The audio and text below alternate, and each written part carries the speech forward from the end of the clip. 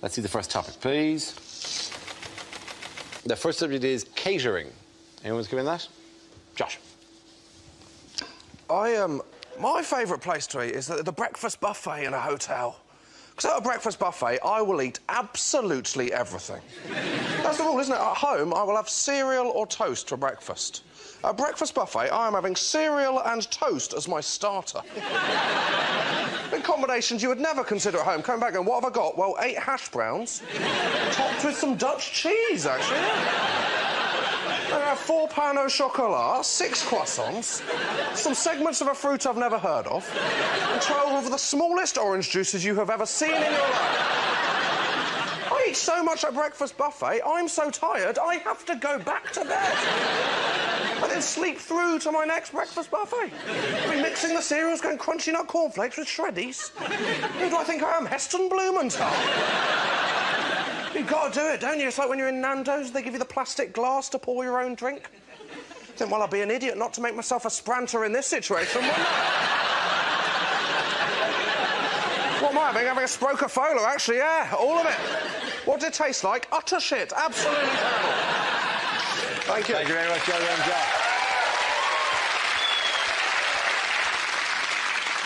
OK, let's have a look at the next subject. And the topic is smoking. Let's come out. Joe. I've actually given up smoking, which, well, that's a lie. I'll be honest with you, I'm one of those pricks that says they've given up and then goes to the pub and smokes yours. Because when I was a proper smoker, I hated pricks like that. I really like... You know, someone comes to you and go, have you got a spare cigarette? I go, no. Because unfortunately, I'm addicted to them. Which means I pretty much take a shine to all of them.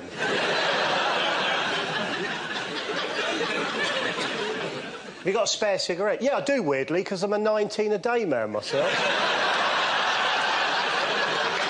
Thanks the way, you knobhead. What else, like... Warnings, they do nothing for me. Like, you know, the warnings, they're quite drastic things. They're like smoking kills. So? I've got a horrible picture and still people don't give up. And I thought, bloody hell. So I've come up with a couple of ideas, right, to get people to give up smoking. They're just ideas, right? You could either put a warning on cigarette packets that says something like, one of these fags has been up a dog's arse.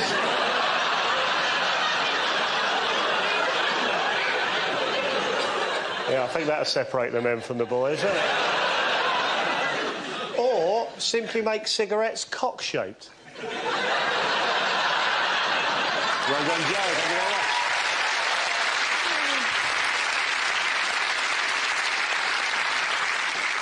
So that leaves Milton. Let's see what topic you've got.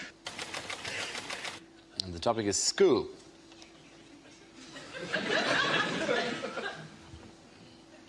That last bloke was a bit weird, wasn't he?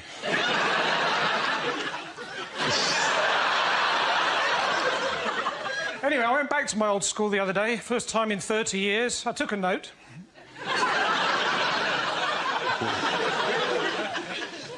Teacher said, so, Jones, what have you done with your life? I said, oh, I'm just Britain's top Ofsted inspector. They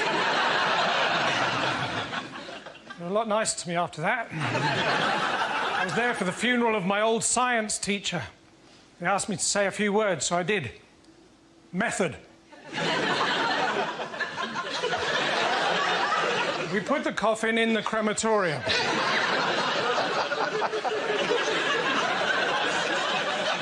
Observations. It burned with an orangey bright flame.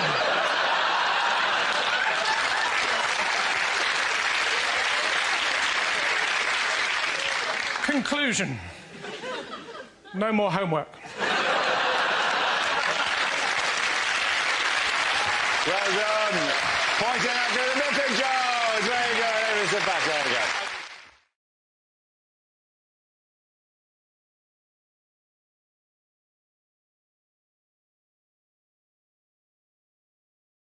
Do you enjoy Christmas? Do you like the holiday season? Why isn't there any decoration on the set? I know, it's ridiculous, isn't it? Without any decoration, boys? Yeah!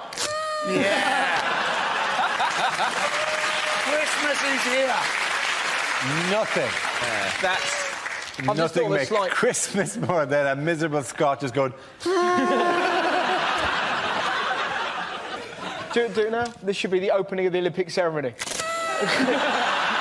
That'll be great. Well, do you enjoy the Christmas? I hate Christmas. It's like the opening sequence of Saving Private Ryan, except every third person is a woman puking into a handbag. People queuing to get into Yates's wine lodge. That sums up Christmas. You're queuing to get into somewhere shit. Just women who are praying for the invention of the morning after Bacardi Breezer. You make Christmas specials a lot differently than we do in Australia. Yeah. See, this is the most miserable Christmas thing I've ever been involved in. This is my worst Christmas.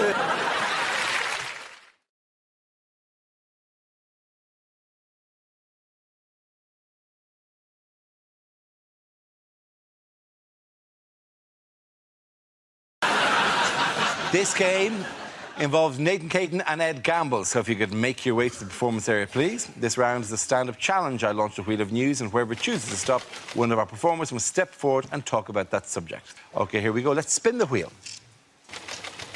And the first topic is home life. Nathan. Yeah, I could talk about home life. I still live at home with my mum still. Thanks for the judgmental silence. Yeah, I live at home.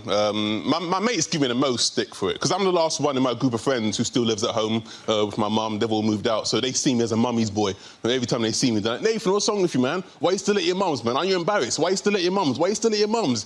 It's like, I live in West London. Have you seen house prices? I'm not going anywhere, man. If anything, I'm looking at my mum thinking, when are you going to bloody leave? Stop clinging on. Let it go, woman. She's gonna slap the black off me when she sees this. So, yeah, I like peace and quiet. Although, to be honest, at home, I'm not getting a lot of peace and quiet at the moment, mainly because of my mum and my stepdad. They got married quite recently. And I'm happy for my mum. You know, she found happiness. She deserves it. However, at the moment, they're going through that honeymoon phase where they're having sex all the time. Yeah, it is bloody disturbing, man. Because my bedroom is, like, right next door. So, like, every time they do it, I hear everything. Like, a few Saturdays ago, right? It's late at night. I'm about to go to sleep. From next door, I can hear my stepdad going, oh, yes, oh, yes, oh, yes, oh, yes, oh, Lord, say something nasty, say something nasty, say something nasty. So I screamed out, you're not my real dad! Thank you very much, Devin. OK, that leaves us with Ed. Let's see what topic you've been left with. And the topic is diet. I hope this isn't just a hint that I need to lose weight. Because I've lost quite a lot of weight recently anyway. I've lost about 6 stone in the last 3 years. Cheers, guys, thanks. I mean, no. Too late, you went with the British reaction. Thank you very much. Couldn't give a shit, mate. Carry on. We don't... Stop showing off. We don't want to hear about it. Found myself in a bit of a nightmare situation recently. I went to the Middle East to do some gigs. Now, that bit was nice, that was lovely, but they put you up in a hotel where the food is all-you-can-eat buffets 3 times a day for 10 days. Now, this is a nightmare scenario for me because I cannot be trusted at an all-you-can-eat buffet. Sometimes I don't even remember the buffet bit. All I remember is picking up a plate and I'll wake up 6 hours later covered in rice and sauce. And I can't theme a buffet. I can't theme a buffet either. I won't pick up a plate and go, oh, I'll have some rice, I'll have some curry. Well done, Ed, you've made yourself an Indian meal. Won't do that. I'll get a plate, I'll get a spoon, and I'll run along the full line of trays, just scraping food from every nation onto it until I've got some sort of plate Pangea, just an unidentifiable mass, just Spanish food, Japanese food, Chinese food, Indian food, coffee, sushi, just horrible. Just wedge my face into it, everyone going, is that man all right? Don't look at me! I'm having a buffet! Just food from all over the world. My body for 10 days had no idea where I was on this planet. I went for a shit 3 days in, a UN flag came out. The first subject is alternative medicine. Can I have a volunteer to talk about that? Andy. Apparently, a lot of people trying to get into therapy at the moment, other people knocking it, saying, you know, oh, well, you should just lose your inhibitions, talk about your problems to your friends. I thought I'd try this. I talked about my problems to my friends for a whole hour. Lost my inhibitions, also lost my friends. I now tell my problems to taxi drivers. 2 advantages in this. 1, it stops the taxi driver from telling you his problems. And 2, it's amazing how much quicker you get to your bloody destination. Well done, Andy Parsons. OK, let's spin the wheel again. Subject is the media. Who wants to come into that? Russell. I'll do that.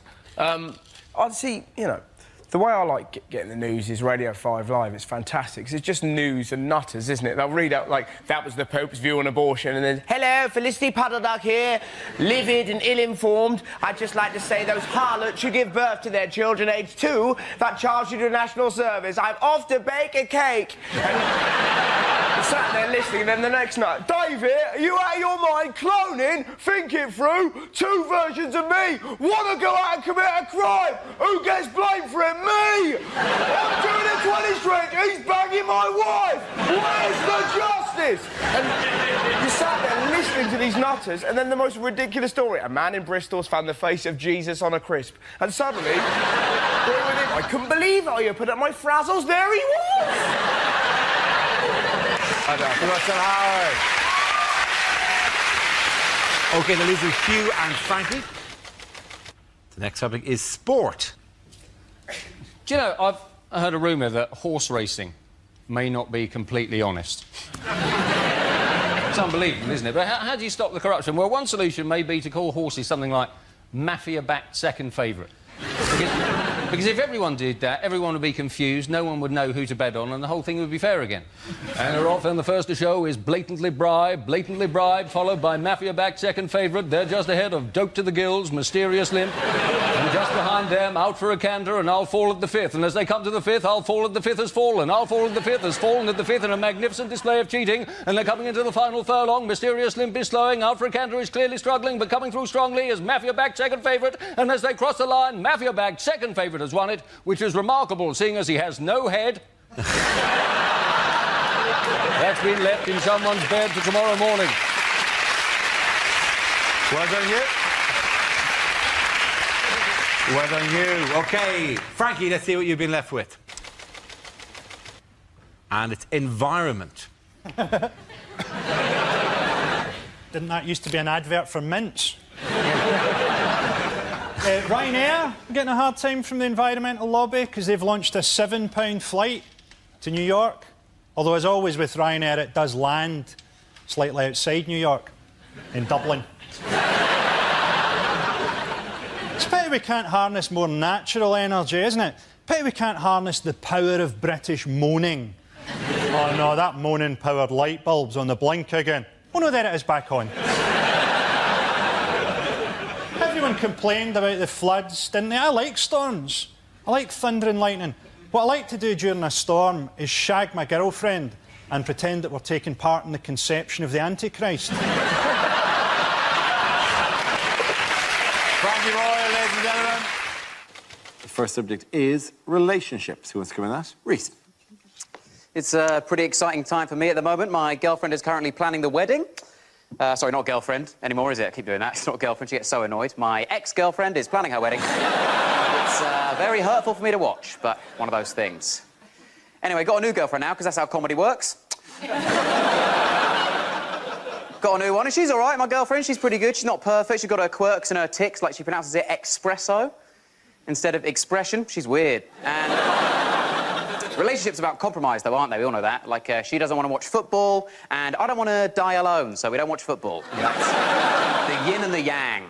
You give and you take. We're trying to keep it fresh, trying to keep it exciting, me and my girlfriend, you know, trying to keep it, you know, lively, try new things all the time. Like, she keeps talking about how she wants to have sex outside. of the relationship. I don't know. Constant surprises, me and my girlfriend. She bought me a gift the other day that I went round to the flat. There was this gift. It was a word of the day calendar. Don't know if you've seen these. Pretty cool. Different word every day of the year. That is more than 100 words. Pretty cool. Favourite word for me so far from the calendar? Exponentially. Ah, what a word. Exponentially. Use it all the time now. In fact, I'd say, ever since learning the word exponentially, my use of the word exponentially has increased loads. I use it all the time. Oh, yeah. Thank you very much, Ruth. That leaves us with Milton. Let's see what your topic is. Let's spin the wheel. The topic is transport. So I got here by train. For the whole journey, there was a child opposite screaming. I could even hear him through my wolf mask.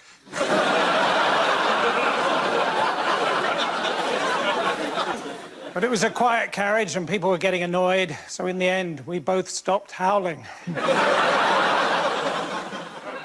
When a stewardess got on the train, she looked at me and said, "Do you mind if I do my makeup on the train?" I said, "Well, it's still going to look like a train, isn't it?"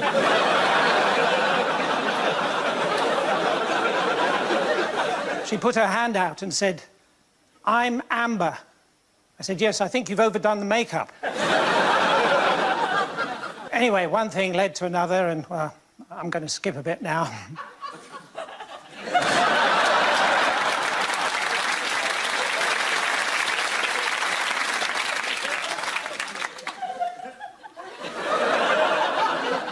I was sitting in traffic the other day, and I got run over.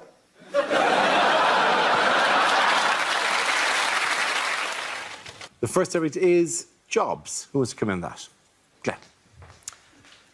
There were loads of jobs I wanted when I was a kid, whether it was starting up a Ouija board business with my great-great-great-great-great-great-great-grandfather, or becoming a detective like Poirot or Craig David's girlfriend's parents in Fill Me In. I always wanted to be a movie star, you know, like a proper method actor like Eddie Murphy, because, you know, Eddie Murphy is so method and so committed that to get into the role of a vet in Dr. Dolittle, Eddie Murphy actually spent 10 years starring in lots of other shit films. It's so expensive everywhere you go if you don't have a job, you know? Like, I stopped getting haircuts after a while because there's hidden costs even when you get a haircut. Like, you think you're paying for just the haircut, and then at the end of the haircut, the hairdresser does that really annoying thing where they try and convince you to buy one of their mirrors and go, "Oh, what do you think of this?" Do you know what I say? I say, "I don't want to buy one of your mirrors. I want you to wash my hair at an angle I've otherwise never been at." So expensive everywhere you go. Like, I used to get the bus to work every day. Get this, £29 per bus journey. £29 per bus journey is insane. I mean, not as insane as this woman who used to sit on the top deck every day with a microphone telling us where in London we were. £29 per bus journey, you can't even afford a roof. It takes 3.5 hours to get between Buckingham Palace and Westminster, neither of which are places I work at. But, you know, for the first time in my life, I thought, I've got a job. I can buy things. I can buy things for my room. I can buy a chest of drawers and a desk lamp and a flashing neon halal sign for my window. And when you get a job, you think, oh, great, now I'm a proper grown-up. Next step, getting married, having kids, so I can be one of those proper adults who can call themselves on Facebook and LinkedIn a father to 2 amazing daughters, mother to 3 amazing sons. And I can't call myself that because I don't have those kids, and people don't really like it when I call myself a nephew to 3 gorgeous uncles. Thank you very much, Fred. OK, that leaves us with James. Let's see what your topic is. Let's spin the wheel. And the topic is growing up. Oh, I thought it was feet for a second there.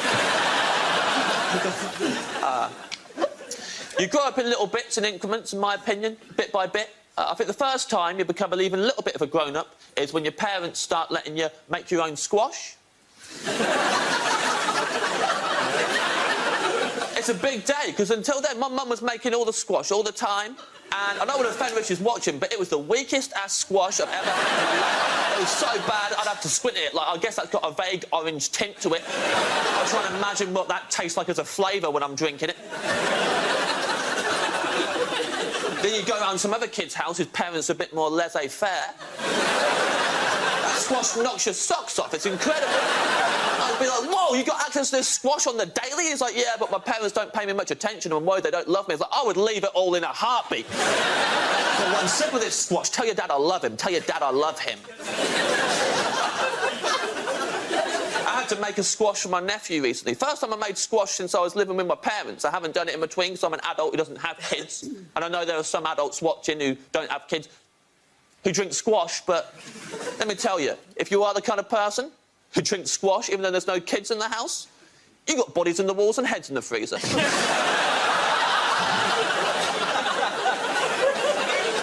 don't trust a single one of you.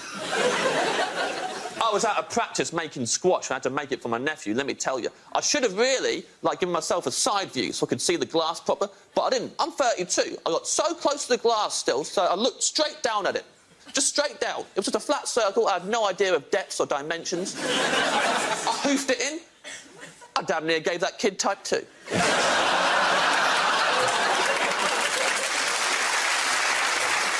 was bouncing off the walls on Fun Uncle James's mega squash, losing his mind, going looping. At one point, he starts asking me weird questions. He goes, Uncle James, how come my lip skin is different to the rest of my skin? I was like, I've never thought about that, but now you've said it, not a day's going to go by when I don't think about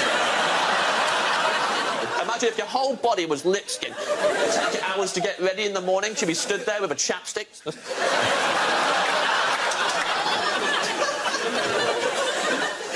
That's if you were the only one covered in lip skin. Obviously, you'd have a little chapstick. If we were all lip skin and that was just the whole human race, then there'd be like a giant chapstick in the living room from floor to ceiling, rotating at the speed of a kebab spit. The whole family would line up like cats on a scratching post. All over it in the morning.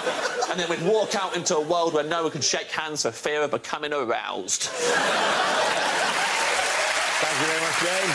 And that round, Paul's going to James Acaster. Well done. The first subject is credit crunch. Who wants to come in on that? Andy Parsons.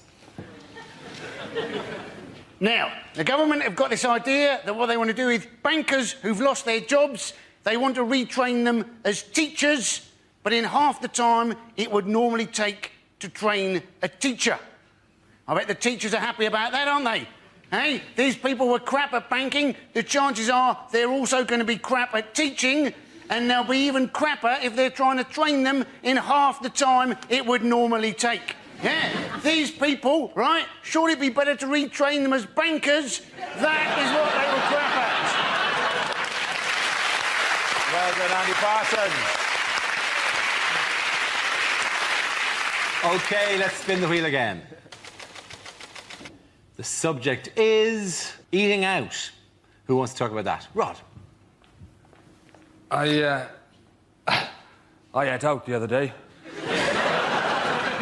That's what I went to Cardiff Bay. It's all changed, you know. They've done it all up, and it's all European development money. And some of the places now have got tables outside. It's al fresco dining in Wales. Just taking the piss. I think I tried to have a Twixt on a bus stop a few years ago down there. It was too wet to eat. So everyone's pretending it's Madrid down there. You know, your soup bowl's filling up faster than you can eat it. I didn't get past my starters after 7 hours of soup and rainwater I gave up. Everyone's pretending it's Madrid down there, so your soup bowl's filling up. There's waiters with frosted eyebrows fighting their way to the tables going, spaghetti carbonara, spaghetti carbonara. I'll get another one, I'll get another one. Rocklever. That leaves us with Tom and Russell. Let's spin the wheel. The next subject is extreme sports. Who wants to come in on that? No. Tom. Why not? I went skydiving. I don't know if anybody here has ever gone skydiving, but if you haven't gone, I'll tell you what they do. They give you a couple lessons, then they bring you up into the plane, and you're not allowed to jump out of the plane on your own because it's too scary. So what they do is they hang you off the wing of the plane, which isn't scary at all. And the guy inside, he yells, "Let go!" 3 times. Then he gets mad. starts kicking your hands. Because I'm not letting go.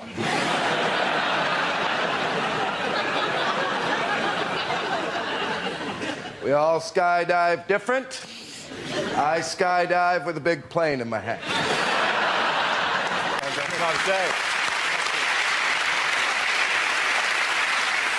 OK, Russell, let's see what you've been left with. Let's spin the wheel. Topic is families. Well, families are quite peculiar. Mine are wonderful. I went to Brighton the other day, and my uncle was like, watch out, it's full of gays, and they'll get you. They'll get me. They're gays, they're not ninjas. Not gonna... I'm so glad that I was raised by lunatics. I remember one of the weirdest stories I had happen to me when I was little. I was 8 years old. I was in Lanzarote. I just put some rubbish in a bin. I came around a corner and I was confronted by 2 werewolves, right? Turned out it wasn't werewolves, it was my mum and dad. Ah, ha, ha, isn't it hilarious? Not really, I've shat myself, right? But I've only recently found out they did not buy the wolf masks in Lanzarote. They bought them in England, which is beautiful and chilling at the same time. Look what I've got, David. Couple of wolf masks. You know, you don't like wolves, don't you? Captain Shitterbrick next door. Well, let's put him on now, scare him. Can I hold you just there, David? Can I wait until we're in a foreign country, get him really out of his comfort zone, and then properly shit him out? Families. Well done, Russell. This is where we test our performers' stand-up skills. We spin our news generator, it settles on a topic, and anyone can volunteer jokes about the chosen subject. The winners are the people I judge to produce the funniest stuff. That is just against nature. OK, here we go. Let's spin the wheel. OK, the first topic is Britain. Who wants to come in on that? Yes, I love Britain. Do you? Kind of. I think Britain's amazing, but I think we're quite hard on ourselves. Like, if you go to America and you do shows, they always get this thing where you go on stage in America, like in Chicago, and you say, oh, so what's Chicago like? And they go nuts. They go, woo, yeah, Chicago, woo, woo, woo, for about a day. And then you come back over to Britain and you go to somewhere like Birmingham and you say, oh, so what's Birmingham like? And they all go, oh, it's a bit shit.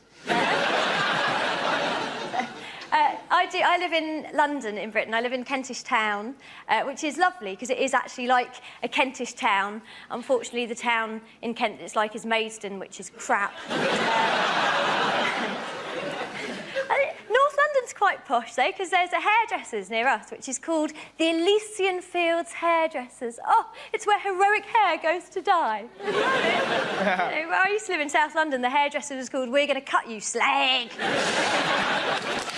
Thank you, Alex, supporter. OK, let's spin the wheel again. The subject is sport. Who wants to come in on that? So, hey, Freddie Flintoff, how drunk would he have been on Monday night? That's all I've got on that one. We have got a great new British hope for our sport, though. Laura Robson, Britain's tennis, 15 years old, both her parents Australian. We don't mind immigration when they've got a bit of talent. We object to people sneaking into Britain on a rubber dinghy unless they can do it really bloody quickly. Thank you very much, Andy Parton. OK, that leaves us with Greg and Russell. Let's spin the wheel. The next topic is education. Who wants to come in on that? Russell. I remember school being fun. I think my favourite moment ever in life, pretty much. There was a girl in our school called Lydia. She was trying to make her calculator work. She was repeatedly knocking it against a desk. And after about an hour, our teacher went, Lydia! How would you like it if I banged you against the desk?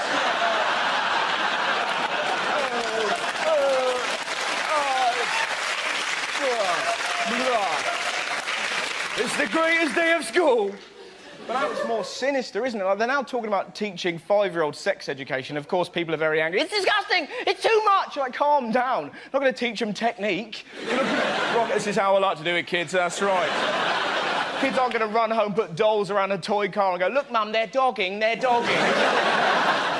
It's going to be some poor teacher trying to talk to 5-year-olds about love. Can you imagine a harder job? Hello, children, I'm here to teach you about love. Good luck with that, mate. I'm off to lick that tree.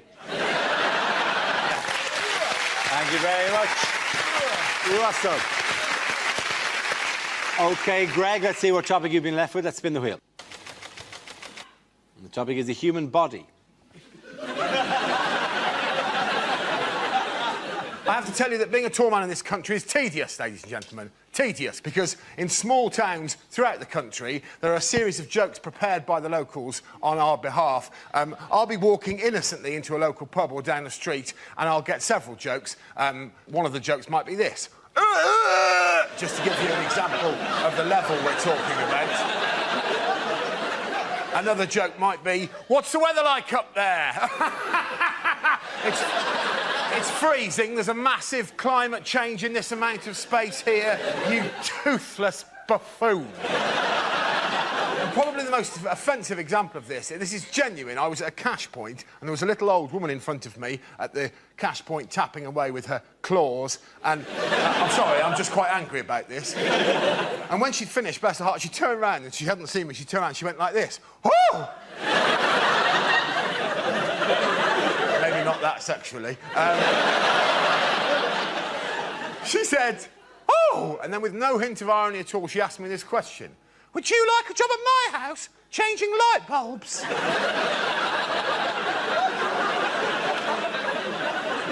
No. No, old woman. I have plans of my own. Now, get out of the way of the cash point. 20 minutes is long enough for you to have worked out that that's a Tesco club card. Thank you very much, Greg. First subject is sleep. Edbert. Does anyone here sleep with someone who snores? Yes? Well, I envy you, because I lie awake next to someone who snores. My wife snores terribly, and part of what keeps me awake is lying there going, how do you sleep through this? I can't sleep through it, I'm only next to it. The noise is inside your head.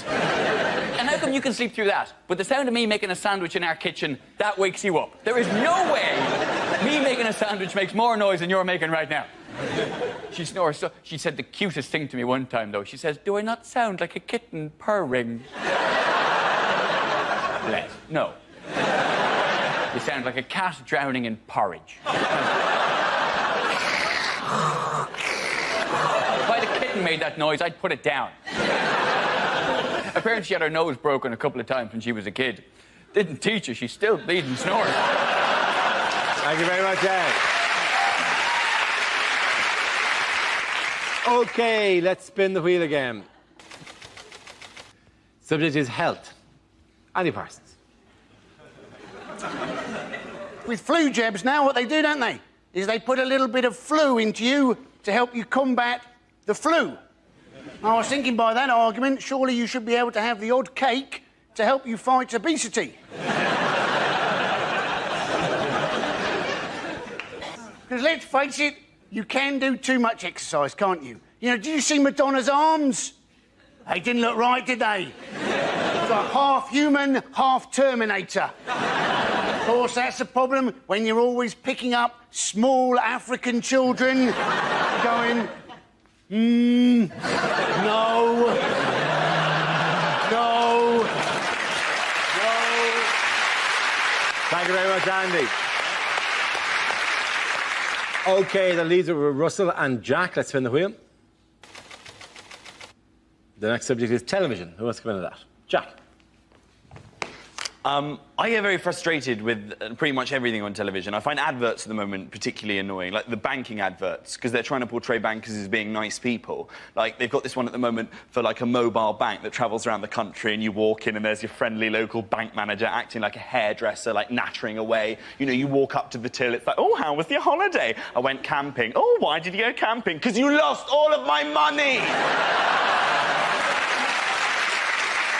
Decided the only option I've got is just to not watch TV at all, because everything annoys me. And I've got quite a lot of people that pressure me into doing that as well. Like my dad, he's quite old-fashioned. He's always saying, you don't need to watch television. You should do other things, better things, more edifying things. Don't watch TV, Jack. You should read. Read the great novels. They're entertaining, they're educational. Even read the Bible. The Bible is engrossing. It's enthralling. The stories of Jesus, they're encapsulating, they're invigorating. I'm like, no, Dad. If I wanted to be entertained, entertained by 12 people sat round a table trying to impress some bearded Jewish know-it-all that thinks he's some kind of deity, I will watch The Apprentice. Thank you very much, Jack Whitehall. OK, Russell, let's see what you've been left with. Let's spin the wheel. That's fitness. Could have been camel toes. Now, I was in the gym the other day. I was in a locker room, and a 5-year-old boy ran in and jumped into a locker. Now, sometimes you know you're just going to have an incident, right? You could hear him in there giggling, like, and you knew what he was going to do. He was going to jump out and scare his mates, because his mates appeared seconds later, like, where's Stephen gone? Where's Steve? He was there a minute ago. This is most irregular. And he waited, not for his mates, but for 3 huge naked men. It was fantastic. They were kind of walking past, and this little kid leapt at those men like a cat with rabies. It was incredible, right? Just from nowhere, the noise they made, I've never heard a noise like it. They sounded like a tugboat getting molested.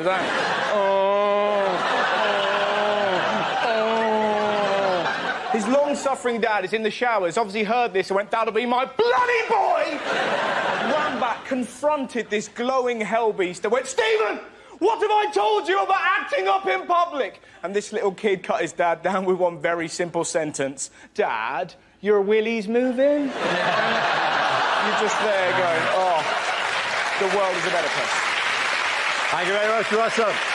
At the end of that round, the points go to Ed and Jack.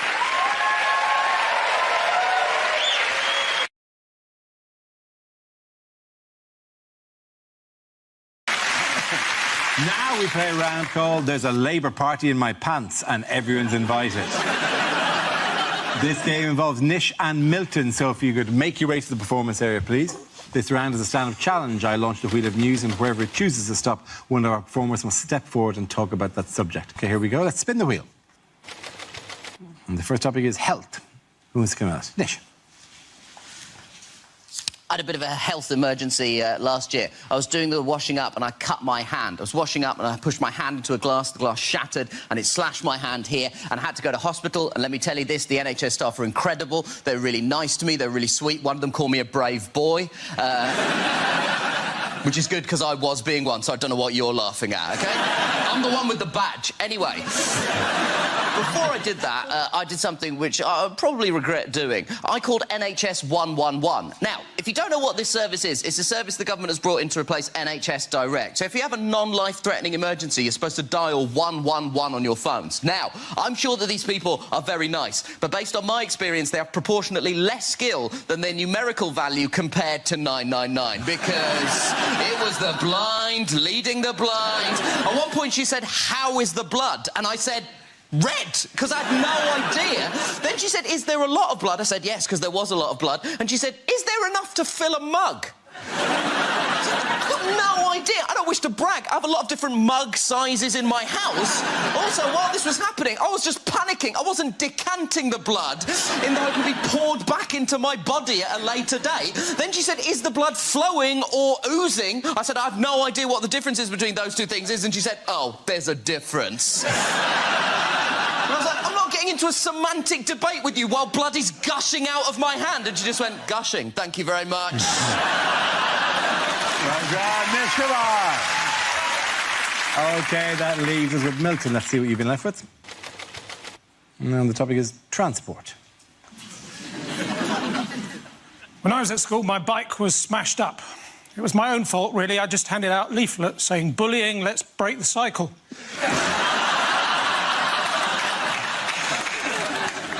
We've been over this again and again and again, said my driving instructor, pointing to the badger.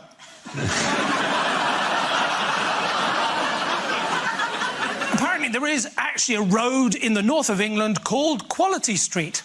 And there's only one person living in it, and he's both Turkish and delightful. Tricky, isn't it, if you're both a moth and a sea captain? In charge of a ship. But up ahead, you see a lighthouse.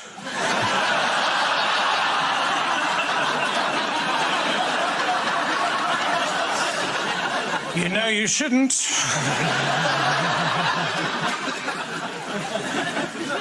Toilets in trains are rubbish, aren't they? Especially the one right at the front, and the bloke in there gets so cross.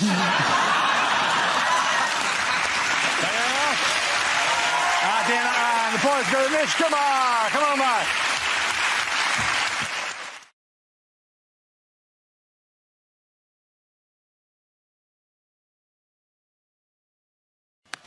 The first subject is politics. Oh, Nish. So, we're living through a real period of political instability, both here and in America. And in the last couple of months, some unlikely saviours have emerged. Tony Blair is considering a return to frontline politics, and Chelsea Clinton is contemplating a run for the Senate in 2020. And to those people, let me just say this: maybe just leave it. If you want to turn your public opinion around, the way to do it is philanthropy, right? And let's look at someone who has turned their public opinion around through philanthropy. Look at Bill Gates, right? Bill Gates, for the last 15 years, with his wife Melinda, has spent all his time trying to fight the spread of infectious disease. I don't understand the science behind what's going on. From what I can tell, Bill Gates is trying to bribe AIDS to fuck off, right? And we like him for that. But in the 90s, we hated Bill Gates because of the paperclip. Basically, there was a paperclip, and you'd turn on Word and the paperclip would appear, and it would ask you if you're writing a letter, but you weren't writing a letter. So you're like, I hate you, Bill Gates! I'm gonna buy a Mac forever! And there are people genuinely putting their money where their mouth is in regards to philanthropy. Look at J.K. Rowling. We all need to be very nice to J.K. Rowling from now on, because she may be about to be all we've got economically. We have no manufacturing sector. Our service industry has been driven by mass migration from the EU. After Brexit, our entire economy may depend on the adventures of a fake wizard that technically ended in 2007, right? We got the play, we got the films, we got the film tour. Can we do a play tour? JK, please write another book. Wales is sinking. Maybe something about Harry trying to get his finances in order in his 30s, like Harry Potter and the Mystery of the Fixed Rate ISA. Thank you very much, Rich.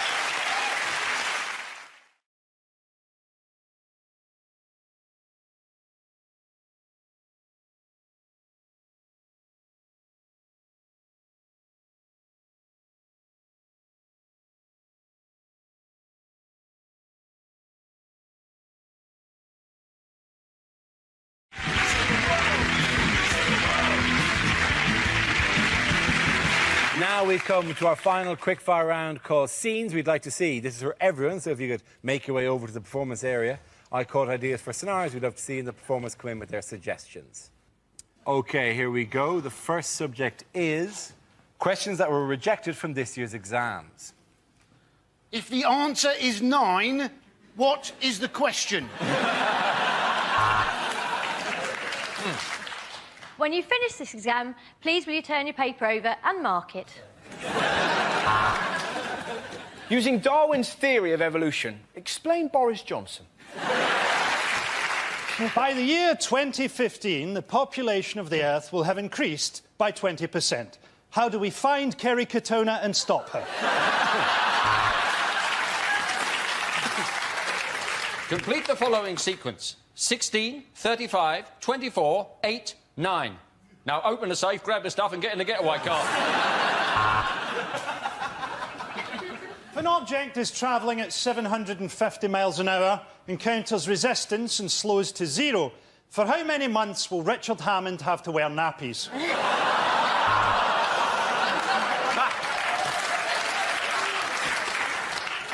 On the diagram below, show on the body where you like to be touched.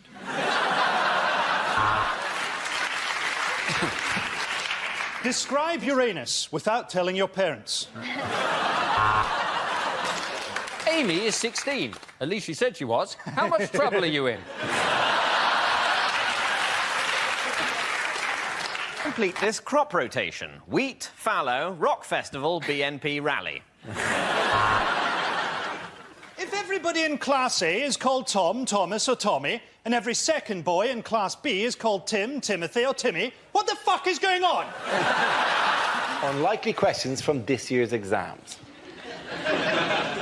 Discuss the metaphysical meaning of the following poem. My friend Billy has a 10-foot willy.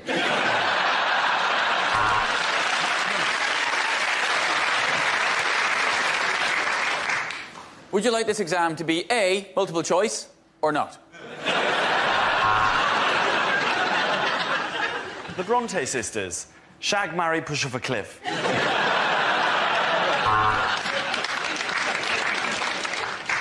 Discuss the following.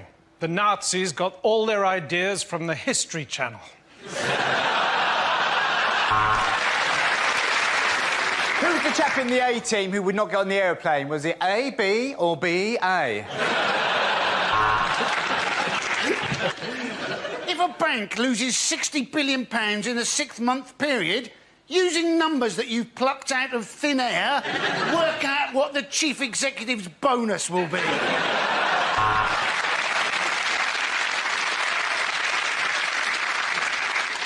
Napoleon, a small man or a long way away?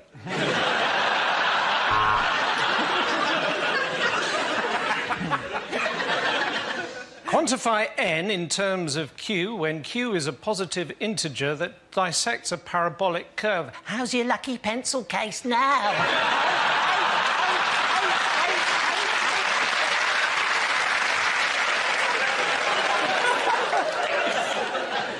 What's the name of that round thing that they throw in the Olympics? Discuss.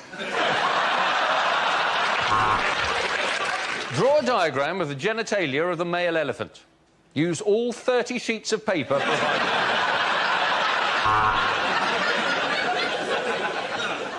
Biology. Without singing, what is the knee bone connected to? Explain the use of juxtaposition in Macbeth. Alternatively, write down everything you know about Macbeth in a blind panic because you've got no idea what the word juxtaposition is. Drama. Question 1. What was it that first made you want to become a waiter?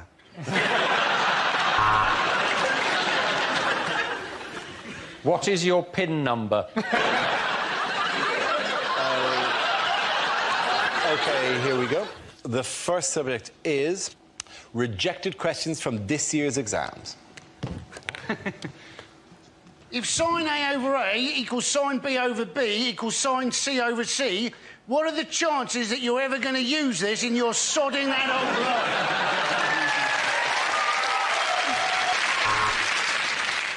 According to Germany, how much is Greece worth? 1 mark.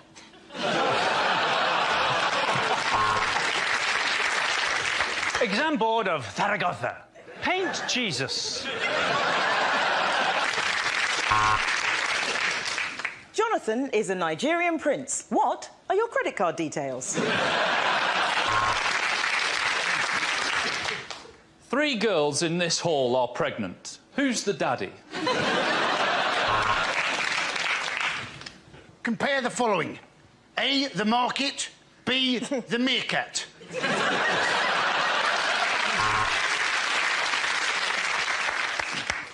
Heat the crystals until they produce a vapour. Inhale. The exam seems easier now, doesn't it?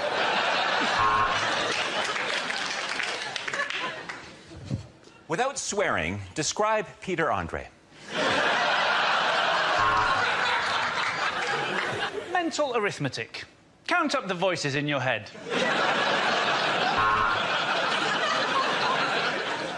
Using the paper provided, roll a joint and pass it round.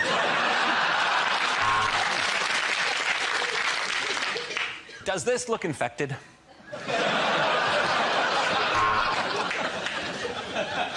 In the recent Olympics, Great Britain won 3 times as many gold medals as Australia.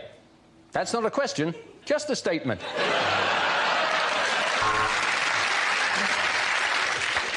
One Direction are incredibly popular. Explain. Sport. How do you spell Akabusi? Is it A-K-B-U-C? Yes or no? If Steve eats 2 apples, an orange and a banana, why is he such a fat fucker? Questions omitted from this year's exams. Using pie, distract the fat kid next to you so as you can copy his answers. Using only the English language, write something.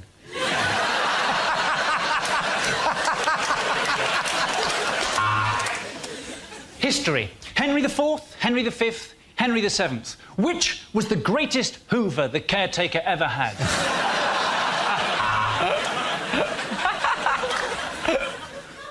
Maths. Robert has 400 stamps. He liked to put them in 12 different albums.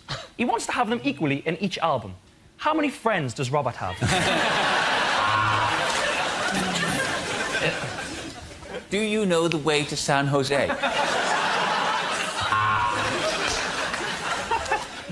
Religious studies. If two men have been married for 10 years, for how long will they burn in hell for?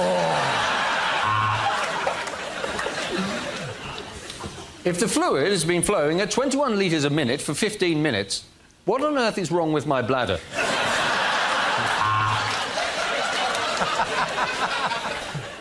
Fill your name at the top of the exam paper. If it's Tyler or Charmaine, get up, leave the school and never come back.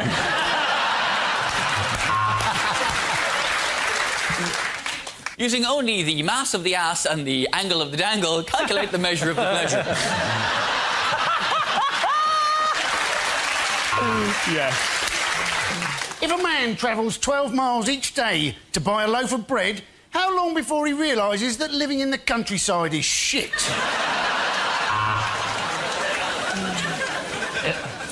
Are multiple choice exams too easy? A, yes.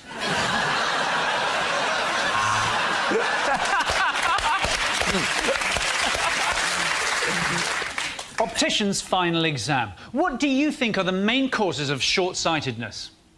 And now? How about now? And now? What about now? And now? Media studies, trick question 1.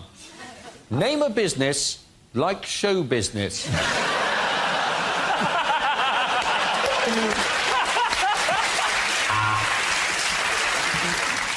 Geography. What is to blame for climate change? A, the sunlight, B, the moonshine, C, the good times, or D, the boogie?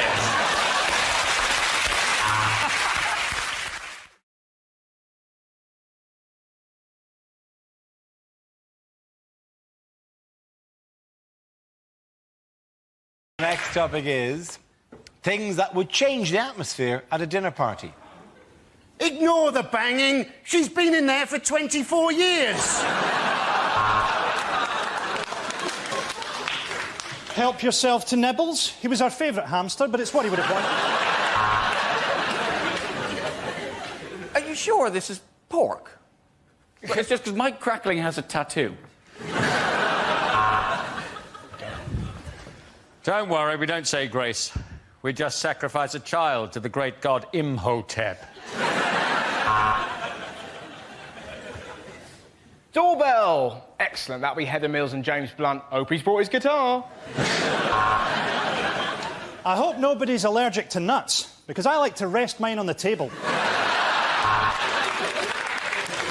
Well, this is absolutely lovely. I say we all raise a glass to the Fuhrer!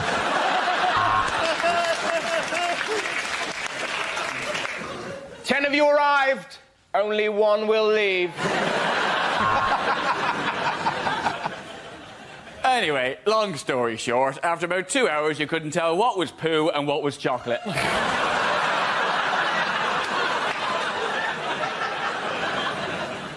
There is a vegetarian option. You can fuck off. OK, at the end of that round, the points go to Russell, Ed and Andy.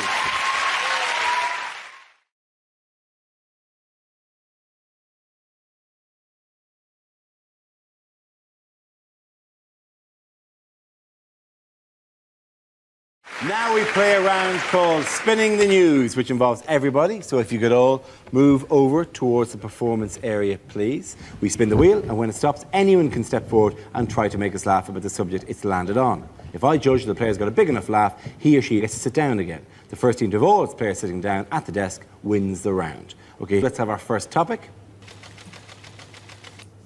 It is, of course, national surveys. Anyone want to try something on that? Good man, Frankie.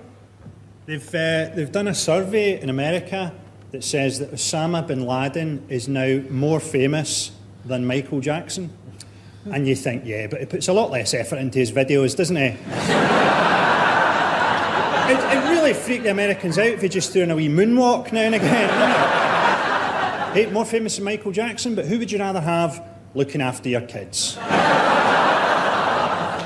They did a survey this week that said that 20% of British men have a problem with premature ejaculation.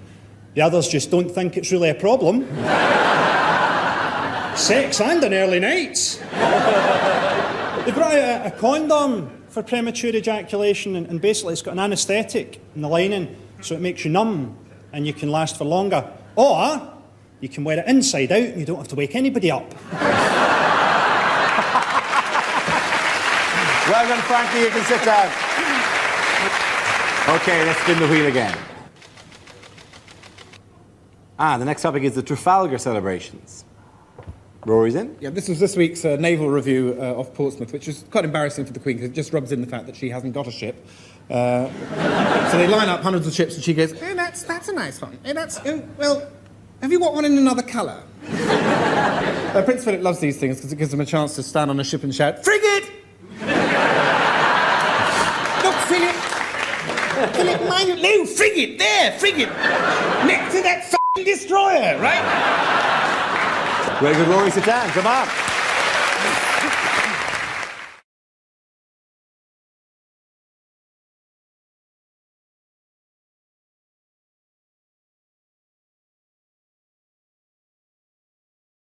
Now we play a round called Netflix and Chilcot. This game involves Loiso and Milton. So if you could make your way to the performance area, please. This round is a stand-up challenge. I launched the wheel of news, and wherever it chooses to stop, one of our performers must step forward and talk about that subject. OK, here we go. Let's have the first topic, please. The first subject is politics. Who shall come in on politics? Loiso. So you guys are all worried about your prime ministers and that kind of stuff. I'd say calm down. Because I'm from South Africa, and the guy who's the head of state now was facing 763 charges before he became the president. That's a lot of crime. You have to break the law every day for 2 years. Because you guys are, I mean, we had a great president, our first democratically elected president, President Nelson Mandela. And I had the opportunity to meet Nelson Mandela. He came up to me. I was a young lad. I think I was about 12 and stuff. And he came up to me and said, young man, would you like me to tell you a joke? I said, yeah, go ahead. It's your country. Knock, knock. I said, who's there? Who else speaks like this? Thank you. Thank you very much, Loiso. That leaves us with Milton. Let's see what you've been got. Let's spin the wheel. And it's jobs. Milton. Have you noticed that if you Google the phrase "lost medieval servant boy," it says this page cannot be found?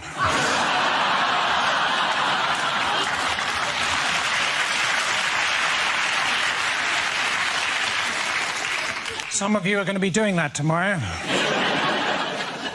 I think if I was opening a Pizza Express, I'd open it next to a Vision Express, so we got some of their customers by mistake. I think if I had unlimited money, I'd hire 2 private investigators and get them to follow each other.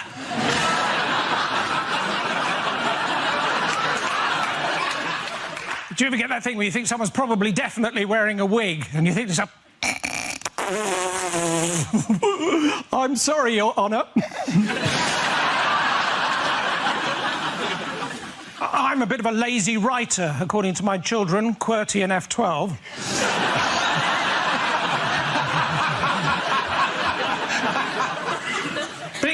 teacher. That's easy, isn't it? Shiny. I teach running. Run. I teach swimming. Swim. And a tiny, tiny little bit of geography. Jog. Thank you, Matt. Post there got Niven Jones. Come back, both of you.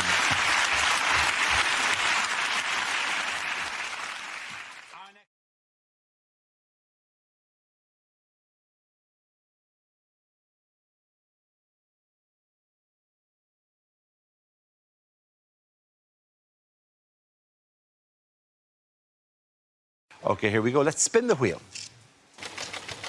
And the first topic is home life. Nate. Yeah, I could talk about home life. I still live at home with my mum still. Thanks for the judgmental silence. Yeah, I live at home. My mates give me the most stick for it, because I'm the last one in my group of friends who still lives at home with my mum. They've all moved out, so they see me as a mummy's boy. And every time they see me, they're like, Nathan, what's wrong with you, man? Why are you still at your mum's, man? Aren't you embarrassed? Why are you still at your mum's? Why are you still at your mum's? It's like, I live in West London. Have you seen house prices? I'm not going anywhere, man. If anything, I'm looking at my mum thinking, when are you going to bloody leave? Clinging on, let it go, woman. She's gonna slap the black off me when she sees this.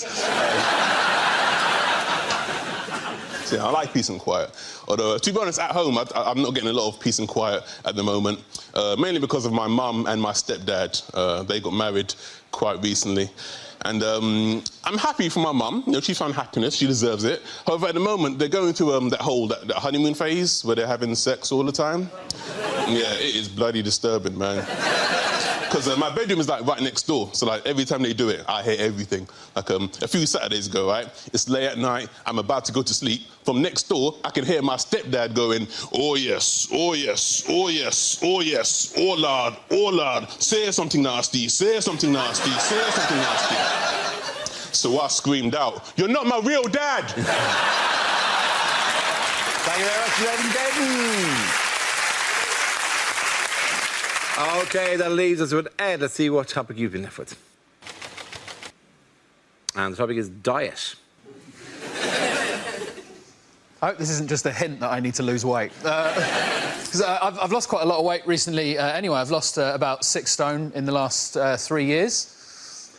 Cheers, guys, thanks. I mean, no.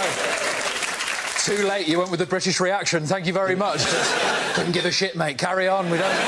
Stop showing off. We don't want to hear about it.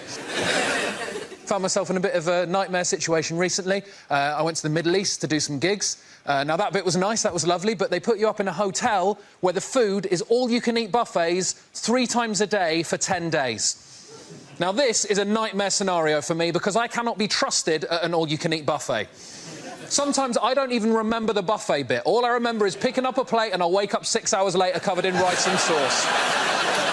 And I can't theme a buffet. I can't theme a buffet either. I won't pick up a plate and go, oh, I'll have some rice, I'll have some curry. Well done, Ed, you've made yourself an Indian meal. Won't do that. I'll get a plate, I'll get a spoon, and I'll run along the full line of trays, just scraping food from every nation onto it until I've got some sort of plate Pangea, just an unidentifiable mass, just Spanish food, Japanese food, Chinese food, Indian food, coffee, sushi, just horrible. Just wedge my face into it, everyone going, is that man all right? Don't look at me! I'm having a buffet! Just food from all over the world. My body for 10 days had no idea where I was on this planet. I went for a shit 3 days in, a UN flag came out. Well done. Jenna and Forster. Ed Campbell. Come on back.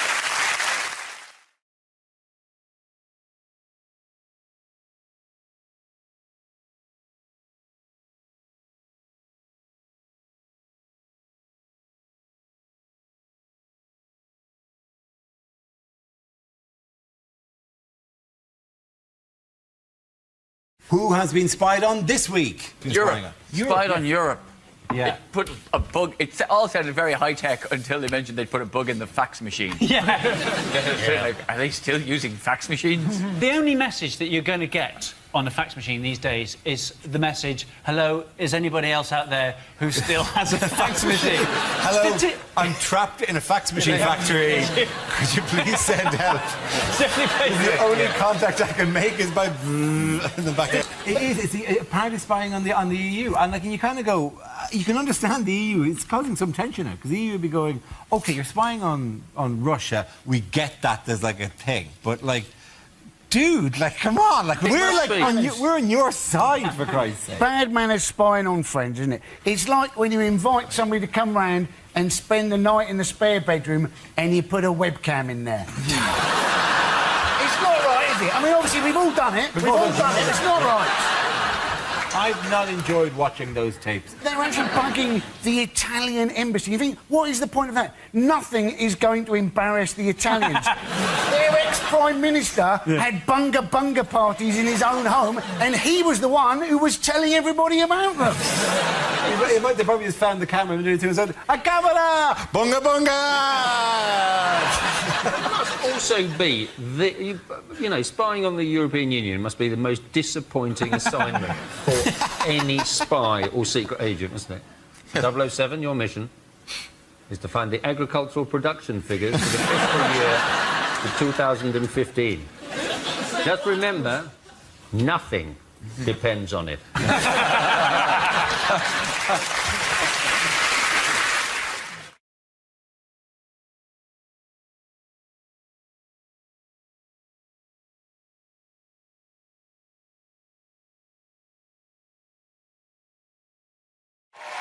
Okay, speaking of China, what's going on here?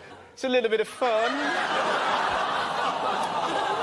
It is exactly what you think it is. Yeah. It is a panda on a rocking chair eating crisps. Are they really sad because they haven't got a 50p to put in the machine? It's not actually a panda, is it? It's some bloke who's got pissed on a stag night. And the other two? Or is that the green one? The green one's the reason why pandas are endangered. Because that's the male panda sitting on it, but he was given the option of the two panda bitches. He went, no, I'm going to nail this green one. Because these are pandas from the region of China that was affected by the earthquake. The zoo isn't getting any business at all at the moment because obviously it's not a priority for people. So in order to get some publicity, they've decided to make the pandas eat crisps. It was a brilliant idea. Why are these pandas in a play park? Well, are they like bad teenage pandas that are spoiling the play park for the little baby pandas? Hey, what flavour are your crisps, man? Your mother! Your mother flavour! Where's Gary? Text him. Let's bash the swings, man. Are they really sad because they haven't got... That, as a first effort at whimsy, was great. It was really, really good. I tried. You did. I really think you tried with the whimsy. And then it's just not there. It's just not in my soul. I can see those pandas shot. Is this the bit that's going to go in? Yeah. This is a bit that's going into the Christmas special. There's also... Happy Christmas, kids. I'd see those pandas shot. My dad used to work for Qantas. He was cabin crew. And the best thing, my favourite thing I've ever heard, I think, about Christmas is that so every second Christmas as a kid, my dad was away because he was flying. That was the way it worked with Qantas. And this one particular year, he told me that they were flying on Christmas night. And in the middle of the night, the captain, the pilot called him up and said, listen, in about 5 minutes, I'm going to ask you to turn all the lights up because everyone was asleep. So he went, yeah, all right. He said, don't ask, just do it. So 5 minutes, my dad turned the lights up, everyone woke up, and the captain came on and said, ladies and gentlemen, sorry to wake you in the middle of the night, but we've had a special request on the radar. There's a special person flying around the world tonight who wants to come on board. So if all the kids are awake, he's coming down. And then the pilot just jiggled the joystick. And the plane went, and he went, he just landed. And then out of the cockpit came Santa and did the whole lap of the aeroplane, gave out presents to all the kids, and then went back into the cockpit. And then the captain said, now we have to give him a bit of a run-up, so I'm going to speed up a little bit. And he actually pushed forward on the engines, and all the kids just went No wonder Qantas planes have got a big hole in them.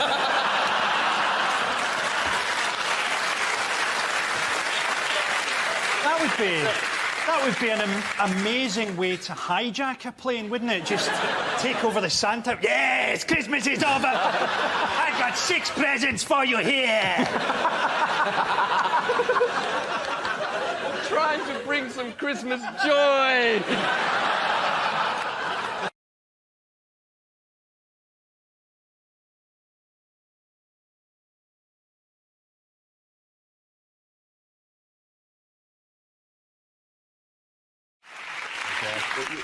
I'm driving you mad here. The question was, what state was the Thames whale said to be in? Sorry, I'll do that again, because I keep saying Thames because I'm Irish. I think that was absolutely fine, Dara. I wouldn't worry about doing that again, that bit. OK, well, we'll move on. It is, just to check, sorry, it's Thames. That's Thames. right, Thames. It's Thames. It's the River Thames. OK, all right.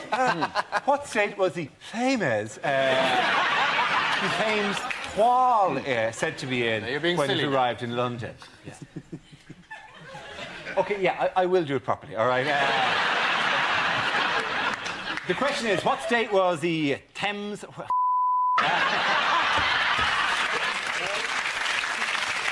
got to get this now.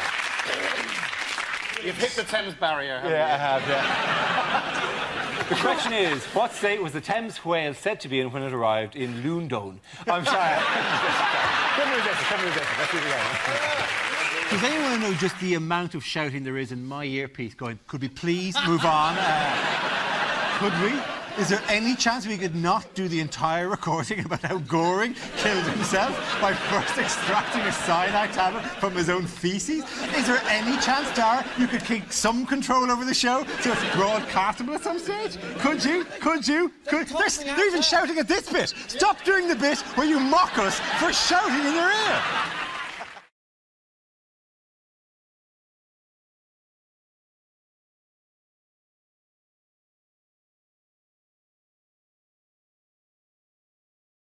Unlikely lines from the final Harry Potter book. Don't worry, Hermione, I can get rid of it. Chlamydia disappearo.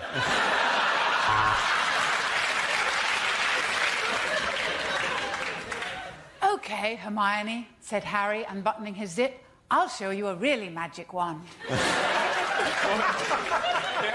No, there is no post today, said Ron.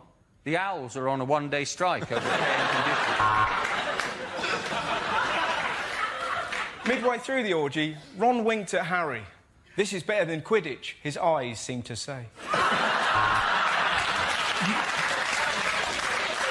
It was a magic mirror that showed the future, and in it, Harry seemed to be a 30-year-old actor appearing in something called The Bill.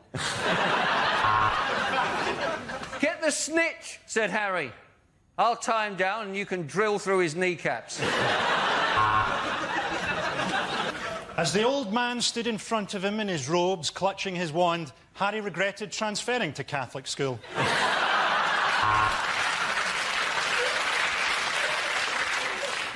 I'm sorry, Harry. I'm having a baby and it's yours, said Professor McGonagall. Then Harry says something, Hermione says something. Oh, who cares? I'm minted. At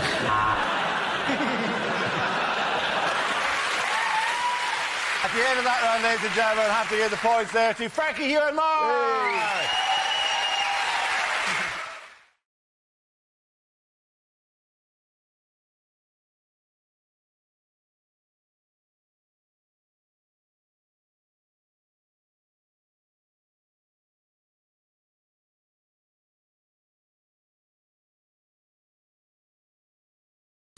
OK, here we go.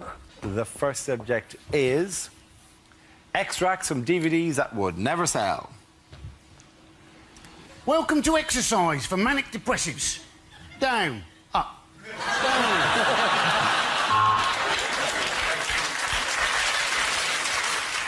Welcome to this How to Use a DVD instruction DVD. First, put this DVD in the slot for the DVD.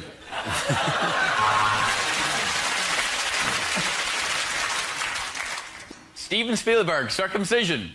The director's cut.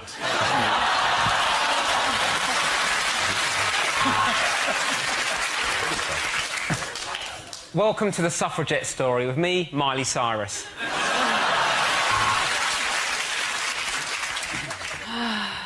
Ready to get fit, ladies? It's Johnny Depp, Pilates of the Caribbean.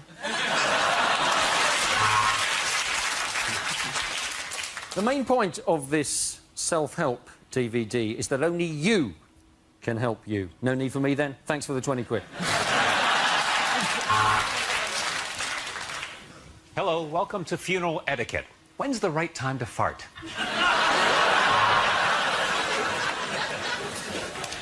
We are in Africa filming the continent's biggest predator, Madonna in Malawi. Welcome to the best of German. Who do you think you are? So, your grandfather was a... OK, we'll leave it there.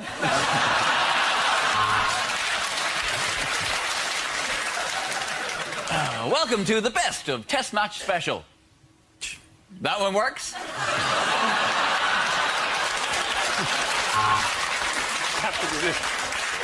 really helps. This is the DVD you've been waiting for. All the tweets of Alan Sugar read out loud by Stephen Hawking.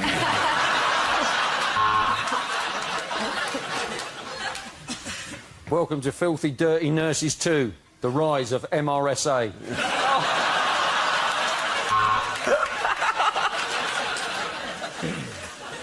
Hello, I'm Ed Byrne. Welcome to Wank Yourself Skinny.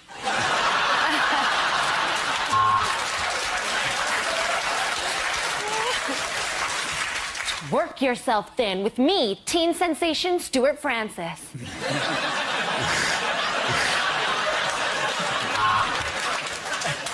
It's the DVD we've all been waiting for. Two politicians discussing Rwanda.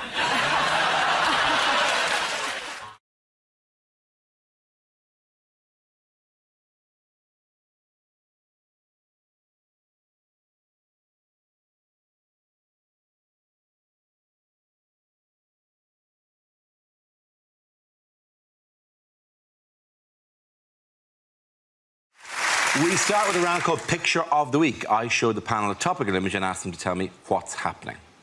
Here's a picture of the new Labour leader, Jeremy Corbyn. So what's going on here? Has he been sleeping in the bin on the right?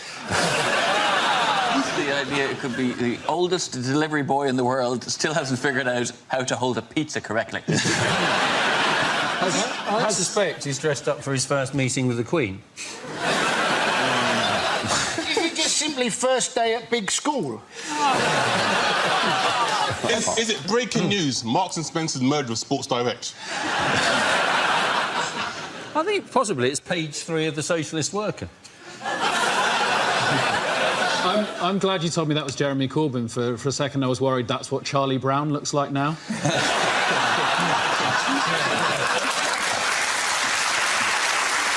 And that folder actually contains Snoopy's ashes. Too much now. Please. Snoopy's long dead. I think it's a 66-year-old legend still got it going on.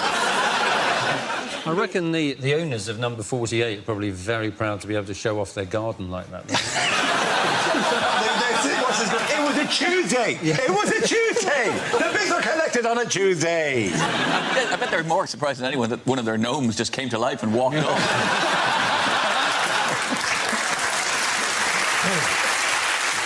Is he such a dedicated socialist that he refuses to look to the right, even though that's the direction he is in fact looking? Are you saying that? Well, ultimately, I'm sorry, we were all born bad T-shirts and shorts. It's just socks with the trainers is the only genuinely offensive thing there. Yeah, and not using cocoa butter. And not using cocoa butter. Yeah, he lets it... He's a 66-year-old man. I'm not. I think so. There's no age restriction on cocoa butter. I'm really 55.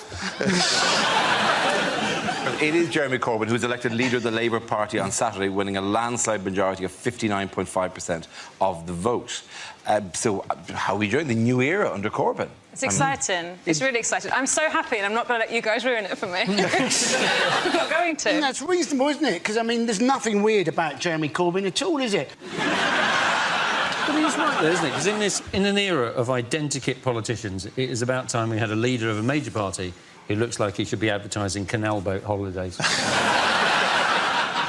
No, I'm not surprised that he won. I'm surprised that he won by like such a large majority. Like, he got so many votes. Like, even the organisers of the Qatar World Cup were going, how the hell do you do that? His first congratulation call was from Sepp Blatter, actually. I feel really sorry for him, because even though he's actually won this, people in Labour don't even seem to like him. And I think it's because he is so good. Like, he's a saint. He's so pure. He's so principled. He collects pictures of drain covers. OK, Is that a thing? He is the nerd of the nerds. And obviously he's not the only MP who's got a large collection of pictures of manholes, but he's...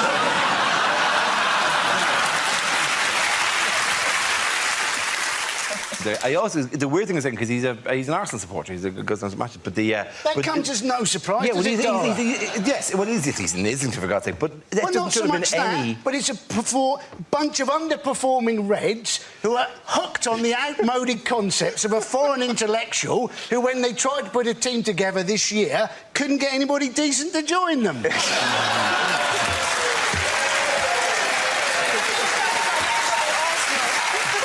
That is some weapons-grade analogy there.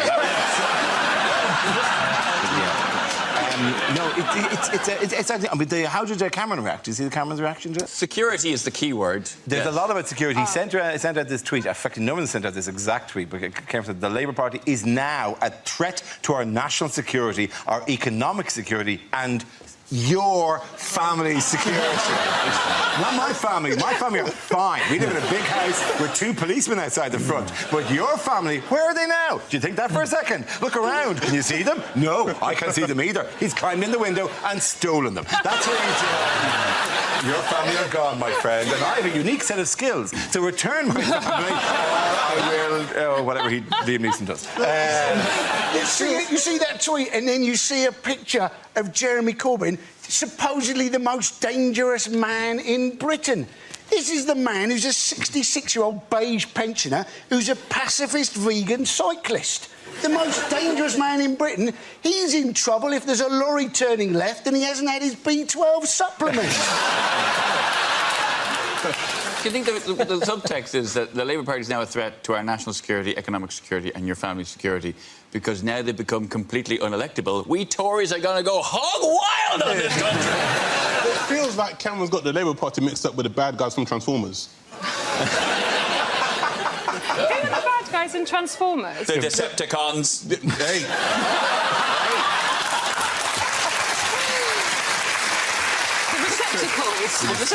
Receptacles. I think we've just spotted the nerd of the nerd of the nerd.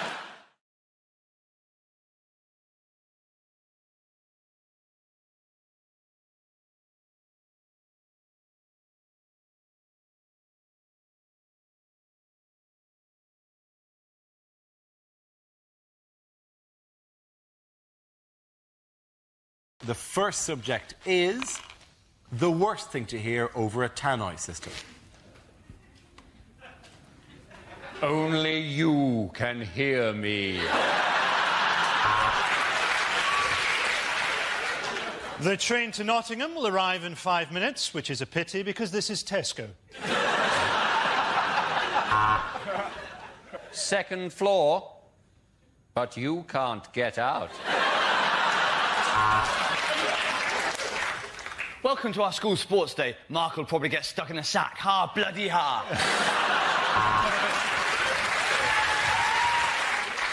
Can somebody come to the salami slicer, please?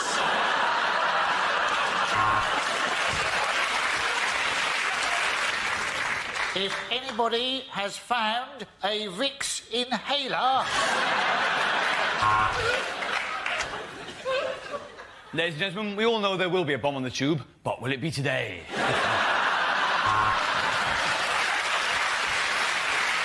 The lift doors are closing, leaving you trapped in an airless, windowless coffin, hurtling downwards at 100 miles an hour.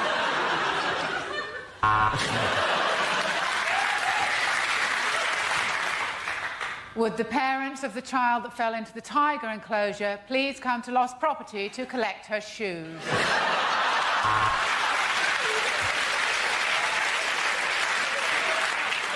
The plane's about to land in Glasgow. Passengers are reminded to set their watches back 25 years.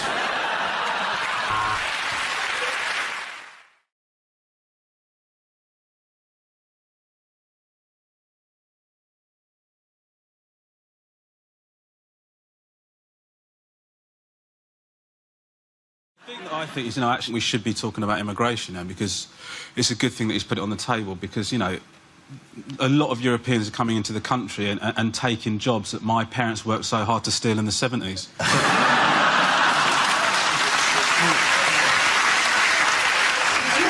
And on behalf of the Irish, we were quite irritated at the time. Because we'd done a good job of nicking those jobs in the 50s, and then you arrive in, waving spices and whatnot. We had no response to that. Listen, if UKIP get in, it is you who are in trouble, because it is, taking jobs from British people is their big worry, isn't it? This will be Mock the Week with Sue Barker. She's the natural second choice. When I finally get deported, Exactly. Sue Barker's will be stepping into all my jobs. Yeah. I think you'll find, though, it was the spices from the East and the Irish cuisine that joined together to form the potato wedge. Beautiful thing. Nigel Farage, he said there was going to be a flood of Bulgarians and Romanians coming over on New Year's Day. Turns out there are now, in fact, 4,000 less Bulgarians and Romanians in the country now than there were last year. So obviously the Bulgarians and Romanians who were in the country suddenly heard that all these other Bulgarians and Romanians were coming to Britain, and they thought, well, that's why I left the country in the first place. It works both ways, though. It works both ways, and the British are even sneakier at getting into countries. I keep having British children. They sneak in through my body, and then they talk like this way, and they love queuing, and they eat beans and toast. I don't know where they're coming from. I think you need to address your open-door policy there.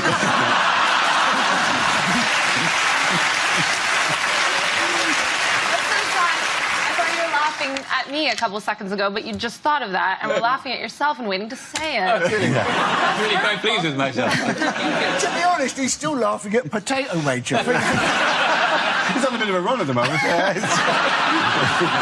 When Farage made these racist comments about Romanians on LBC, he blamed the fact that he was tired. And you're thinking, well, if tiredness is an excuse for racism, the Metropolitan Police must be bloody knackered, mustn't they? The other one he said was he felt uncomfortable on train. You get on a train out of London and he would hear foreign languages being spoken. And you kind of go, if you're in the train out of London and the ticket officer came on and suddenly started going, Verkarten bitte! Wo ist deine Papieren? Wo ist deine Papieren? You would wake up and go, it was all a dream! We didn't win the war! Oh, no! Was that just an excuse to show off your variety of accents? I have lots of accents. It's very, very good. Maybe you'd like to hear my Spanish accent. Hola, ¿qué tal? It's quite beautiful. It's very good. The issue that I have is that, UKIP sort of attracting votes from sort of the elderly, that this is sort of who are increasingly supporting them. And the thing is that you get worried because you think, well, I've sort of had more racist experiences from elderly people, and you can sort of understand how this comes about. But I actually think that elderly people should just be allowed to be racist, because, they've got enough shit going on in their lives, without having to re-educate themselves. Do you know what I mean? I've pissed myself, I've got 2 false hips, and now I can't say darky. It's... I'm quite happy to make him feel comfortable, bump into an elderly person, just give him the old wobble head to make him feel all right.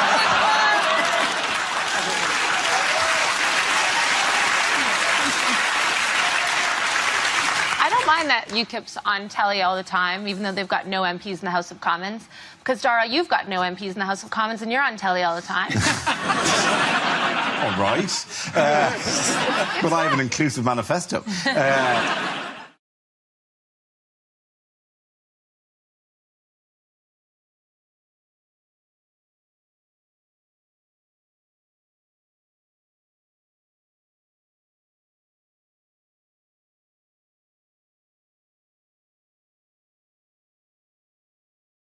Our next round is called Headliners. Here's a picture of Education Secretary Michael Gove.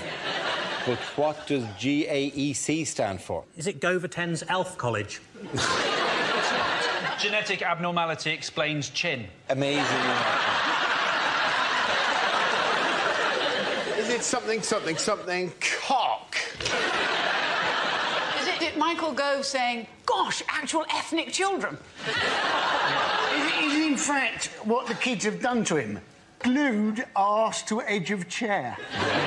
Is it Gove Adonis, exuding charisma?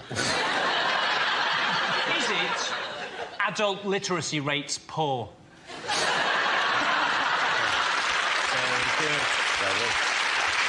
Gollum advises Earth children. Is it Grindr adventure ends catastrophically?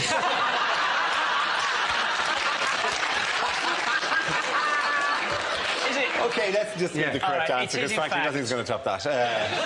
Gove announced as emergency contraceptive. Let's have the correct answer, please. It's going to be something about Gove announces exam change. Very good, thank you very much. You guys.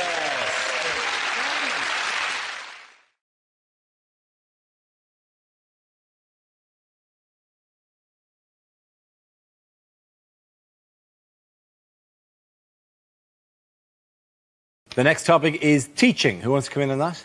Greg. I was a teacher for many, many years, ladies and gentlemen, and I knew the day I had to leave teaching, it was simple, because a very clear sign was given to me that I should leave the profession by a child, because a child walked into my lesson 20 minutes late. I was a very strict teacher. I was livid, yeah? I was almost as mad as if that child had been running in the school corridor, right? I thought, I am having this little bastard. I am having this. So I gave him my most ruthless teacher stare when he walked in, something like... Maybe not that sexually aggressive.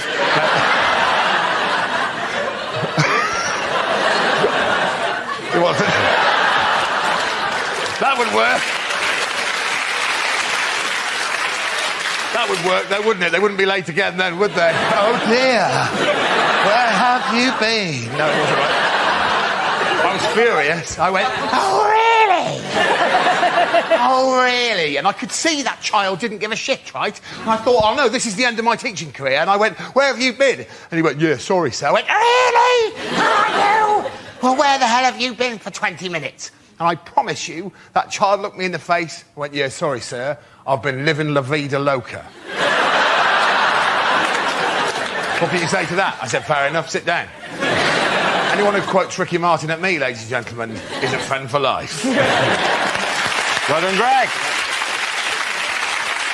The answer is cheese, wine and rubbish. What is the question? What 3 words best describe France?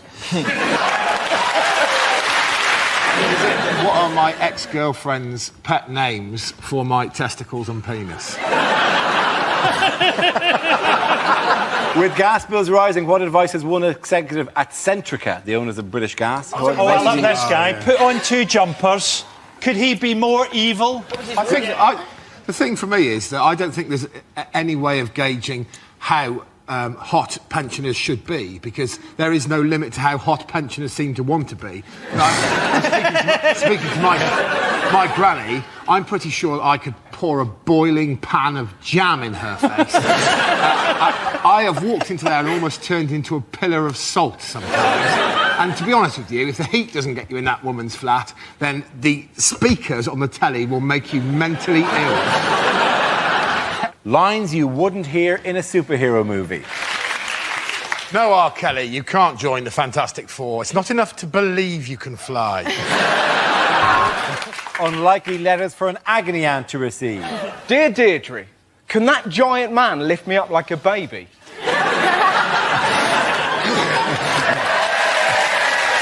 You bet your ass he can. Dear Auntie, my testicles are the size of space hoppers. I don't need any advice, I just wanted to tell someone. The topic is the human body. I have to tell you that being a tall man in this country is tedious, ladies and gentlemen. tedious because in small towns throughout the country there are a series of jokes prepared by the locals on our behalf. I'll be walking innocently into a local pub or down the street and I'll get several jokes. One of the jokes might be this. Just to give you an example of the level we're talking about. Another joke might be, what's the weather like up there? It's freezing. There's a massive climate change in this amount of space here. You toothless buffoon. And probably the most offensive example of this is genuine. I was at a cash point and there was a little old woman in front of me at the cash point tapping away with her claws and I'm sorry, I'm just quite angry about this. And when she'd finished, bless her heart, she turned around and she hadn't seen me. She turned around and she went like this. Oh! Maybe not that sexually. She said, oh! And then with no hint of irony at all, she asked me this question. Would you like a job at my house, changing light bulbs?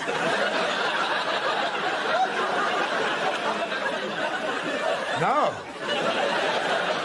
No, old woman. I have plans of my own. Now, get out of the way of the cash point. 20 minutes is long enough for you to have worked out that that's a Tesco club card. Thank you very much, Greg. Science, please. OK, science is the category. The answer is 40 years. What's the question? What is the average waiting time at Glasgow A&E on a Friday night? Deleted lines from a fantasy film. This will never work, Frodo.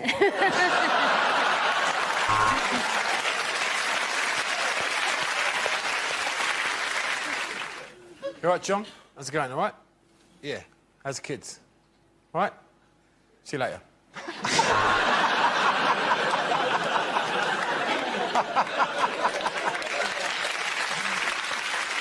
Things you don't want to hear from your flatmate. I'd give it 10 minutes in the toilet if I were you. That one could talk. Only if you found out that his charming Spanish wife sold salad would his popularity have been any lower. I think if two Labour MPs find themselves against each other, they should combine, like the Transformers, to make one super MP and destroy all of the Liberals forever.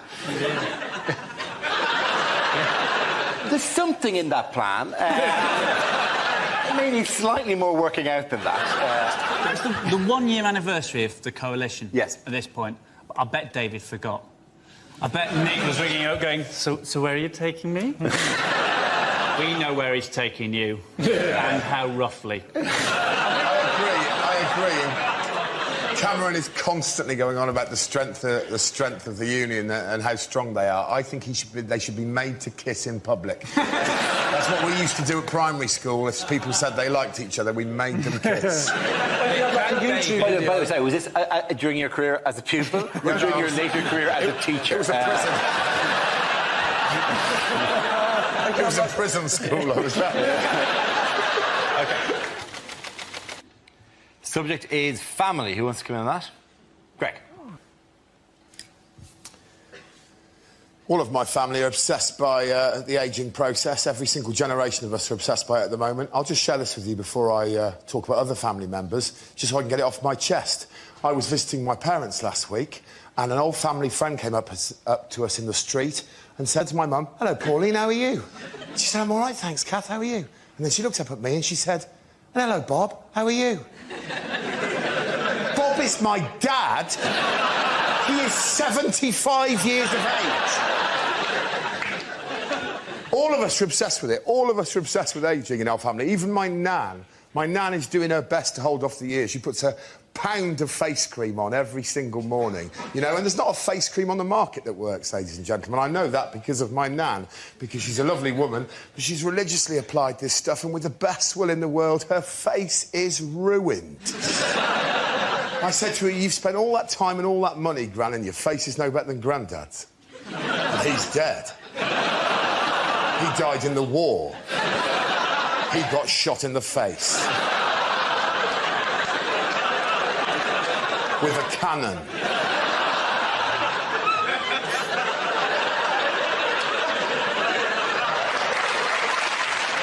Is it how many doors do a Jehovah's Witness have to knock on before someone lets them in? Is it what rhymes with Schmive 100 million?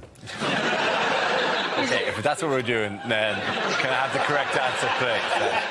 That's the end of the round, then? Yeah, that's definitely a sign of either the end of the round or the end of days. Did you see John Prescott's offer to the people who didn't manage to get tickets? John Prescott put a tweet out saying, if you've missed out on tickets to the Olympic Games, the East Hull Olympic Games start today in the park in my constituency, which is kind of like saying, can't afford the opera? Well, there's a tramp at the bottom of my road. Yes, he whistles my way. Greg, why are you following John Prescott on Twitter? Private reasons. What? I had a haircut in Turkey and they set fire to my ear hair. Really? Oh, yeah, but they liked it, but not the entire thing, just like they... No, they didn't just... Paraffin all over. Welcome! Thank you for coming to Crazy Omar's Barbershop. Things you wouldn't hear at a school assembly. I'm sorry to keep you waiting, boys and girls. I've just had a shit the size of a baby seal. A wise man once said, boys and girls, that if you try your hardest, you can fulfil your dreams. Generally, that's true. Not for you, though, Tom. You can't read. So... The next topic is unlikely things to hear on a TV talent show. You're right. I can't sing. Thanks. Oh. Where's my double act partner? Oh, he's in here. Feeling nothing more than feeling, trying to fall. First subject is fatherhood. Who wants to give me that? Greg.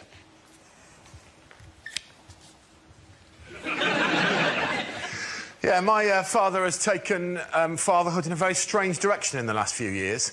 And it started about 3 years ago at Christmas when he announced to me, and this is a quote, and all of what I'm about to tell you is entirely real. This happened. He said to me, "Son, I am 72. I said, "I'm aware of that." He said, "Yes. I've decided from now on I shall start behaving exactly as I see fit." And I said, "Well, I would welcome that." He said, "I'm glad you agree, because when you come home for Christmas, you'll discover this year that I am wearing a Christmas outfit." I went, all right then. I got home and true to his word, he was wearing a Christmas outfit. I swear to you, it was one giant pair of white underpants that stretched from his knees to just below his nipples and a novelty Santa hat with a flashing bulb on the end. And he came downstairs, and this is a quote, "Do you like?" I said, "I find it a bit challenging." He said, "I don't give a shit what you think." And he went off to eat some cheese. This is where it gets weird. I went out that night with some of the people in my hometown. Midnight, anticipating me coming home, my mother tells me he did this. He went upstairs in his panter outfit. He went to my mother's sheet drawer, for she has one. He took out a double white sheet, he placed that over his head, he went out into their garden and he hid in a bush. With a view to giving me, his then 40-year-old son, a bit of a scare. Presumably, my mother is so sick of his shit, she decided not to tell him something that she full well knew, that on that occasion, I'd stayed over at a friend's house.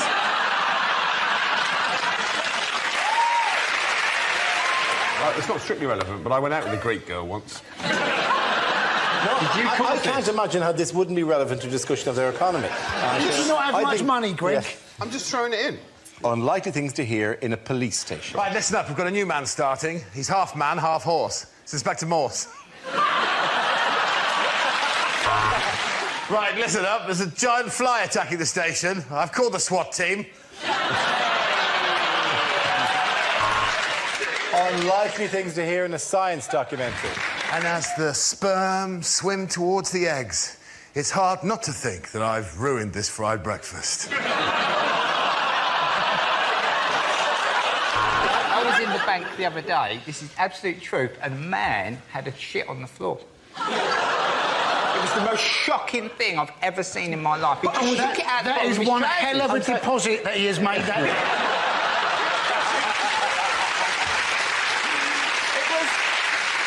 He probably normally does all of his banking on the internet, but he couldn't log on that day.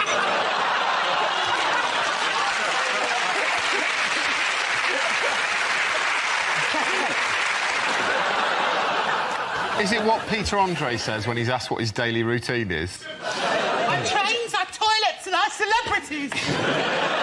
Is it what... Is it high pitched but not Australian anymore? Our trains, our toilets, our celebrities. I went to a voice coach to get rid of my Australian accent and I can't help thinking she's done something wrong. I've been over in this country for a while, so I sometimes slip into both fucking accents.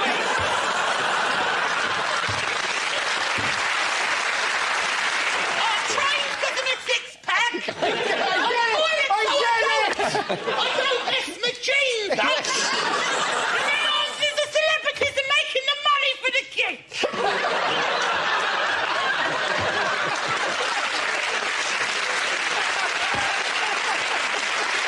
On the Peter Andre thing.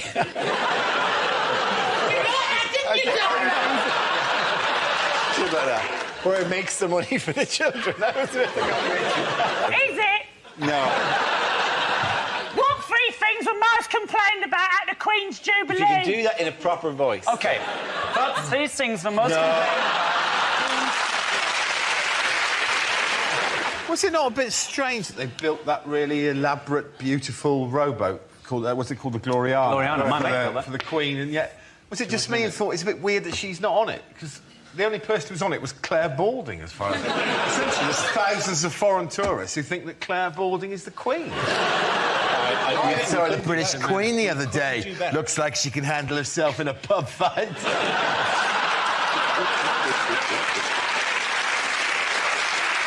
Unlikely things to hear at an awards ceremony. And predictably, for the 50th year running, the Rear of the Year has been won by the same man. Come on up, Chris. It's a Chris Rea joke.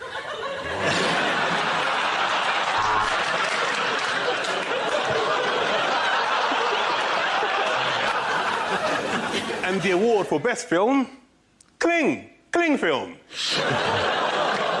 Oh, that was all right, though, was it? It's bullshit, Dara. It's all politics, man. And the best posthumously released rap record goes to Kim Yong for I Told You I Was Ill. Too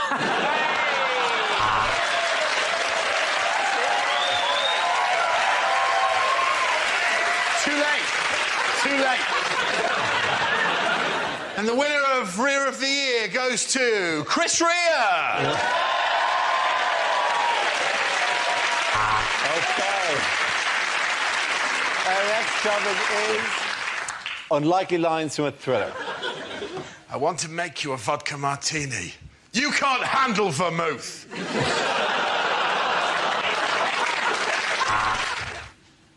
I would like to gently lift your horse's foot. You can't handle the hoof.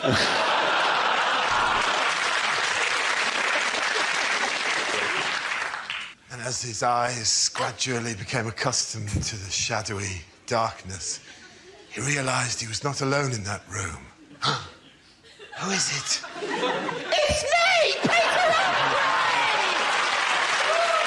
People make an awful lot about the pressure that kids are under, and I suppose they are, but speaking as an ex-teacher, that when it comes to exam time, there's far worse pressure on the teachers, because you have to spend sometimes 4 or 5 hours in those halls just walking up and down, and it's a recipe for insanity. I had no choice when I was teaching but to invent a game called Campile. It was just to see who could walk up and down the aisle the campest.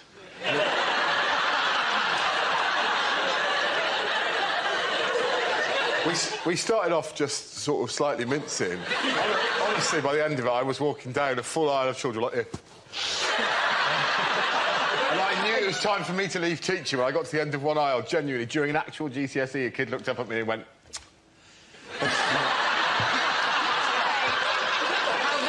So were you essentially voguing your way? I'm not exaggerating. By the end of it, I was like... The thing is, they want to make the exams harder, don't they? You know, but surely they're hard enough already if your teacher is walking up and down, helping it up. Oh, no, I'm still qualified, technically. We'll have to cut this bit out. Really? Is that your safety net? Yeah. Oh, that's really sweet. Do you think anybody, having seen you in In-Betweeners, anybody is ever going to employ you? Well, you've always got a trade. I was in an exam when I was at school. My mate, at the back of the hall went... we were all waiting to leave. Someone at the back of the hall went... Meow. Mr Nearden, the exam invigilator, went... and then someone else went... Meow. And then... Meow. From different parts of the hall, and it led to my favourite sentence I've ever heard come out of an adult's mouth, which was, all right, no one leaves until the meowing stops. Unlikely things to hear on a property show. Get that fish out of here, it stinks. You should never leave a place in the sun.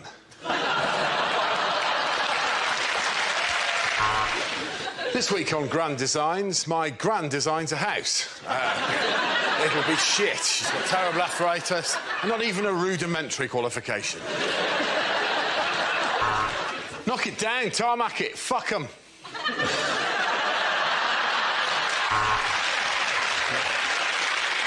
OK, the next topic is unlikely things to hear in a maternity ward. I'd stay up that end and talk to your wife if I were you, Mr Smith. It looks like Alien versus Predator down here. Oh, this isn't your first baby, is it?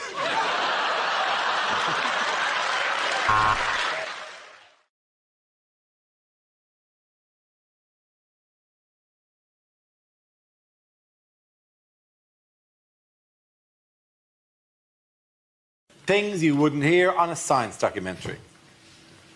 My favourite element is helium. I can't speak highly enough of it.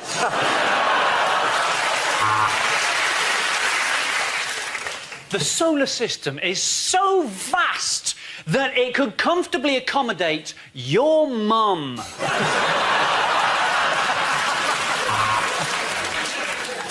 The most fascinating thing is, if you really spend enough time looking at the alignment of the stars, your wife will leave you. They call it dark matter. Well, whatever it is, I've tried to flush it 4 times and it's still bloody there. The light from this new, distant planet takes so long to get here that we're actually seeing things that happened years ago. And that's why scientists have named it Dave.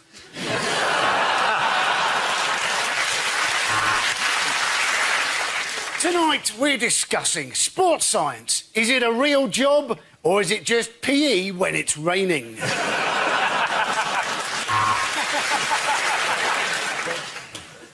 In our next experiment, we're going to prove that putting Dara O'Brien in a room full of young people still doesn't make science interesting.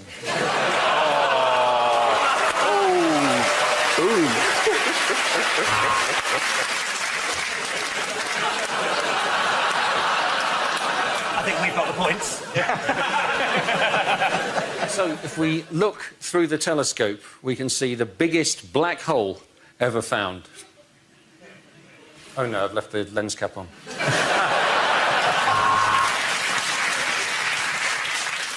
Weren't D-Ream shit?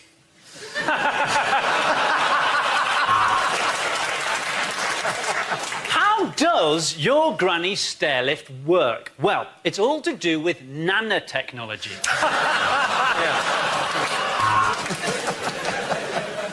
No, Nigel, that's not how you make a test tube baby. Get your penis out of the test tube.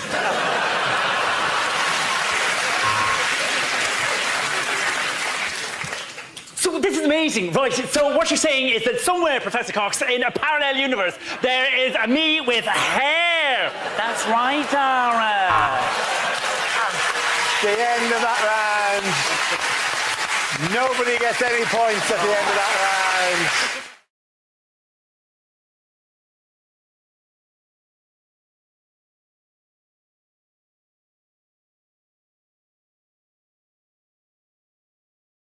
OK, here we go. Let's have a look at the first topic. And the first subject is relationships. Ellie. So I've got quite a close relationship with my sister, and she's got my little nephew, Henry, who is a prick. No, he is. Don't take his side. You haven't met him. Because before he came along, I was the youngest in the family. I was the baby of the family, which we all know is the socially acceptable way for saying favourite. A role I was born to play until my sister, Slaggy McSlaggerson, got herself knocked up by some dude she had barely been married to for 6 years. Suddenly it was all about her and the baby within. Now, initially, naively, I did actually get quite excited about the pregnancy, because I think especially from, like, a female point of view, you wouldn't be human if you didn't get excited about your sister putting on a lot of weight. Had a lot of fun with that. We did. I changed her ringtone to the sound of a large lorry reversing. Just sisterly banter, really. But the banter stopped when the baby came, because suddenly it was all about him. No one paid me any attention anymore. Like, I don't know if you've ever had, like, sort of a family dinner with a small child around. It's a nightmare. There's food being thrown, there's shit everywhere, there's tits hanging out. You name it, I tried it, still nothing. Thank you. Very good. OK, that leaves us with Milton. Let's see what you've been given us. Spin the wheel. And the topic is entertainment. I'm reading a book at the moment. It's called The Anticlimax. The first part is good.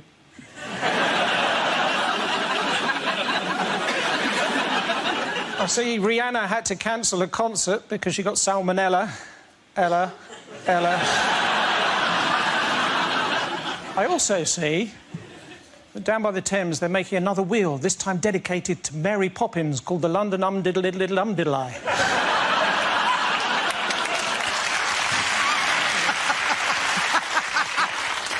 My grandmother, she got her scarf caught in one of those Ferris wheels, but she did regain consciousness. After all, what goes around...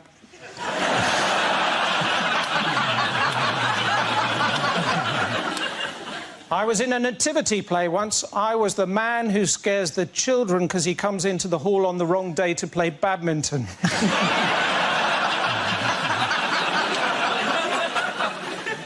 Lionel Richie says hello, by the way.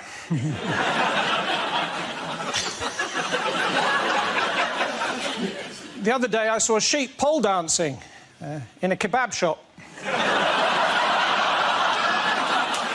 Thank you very, very much. OK. Getting that round the point. Let's go back.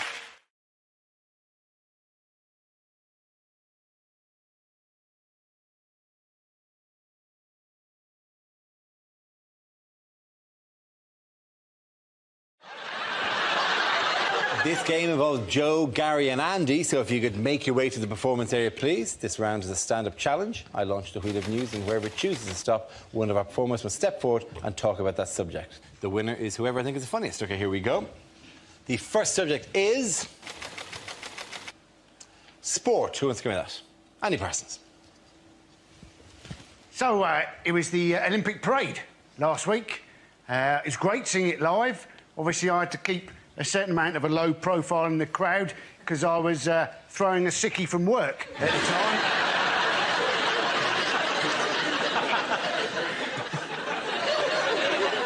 But it was great. 21 buses driving through London at a steady 2 miles an hour.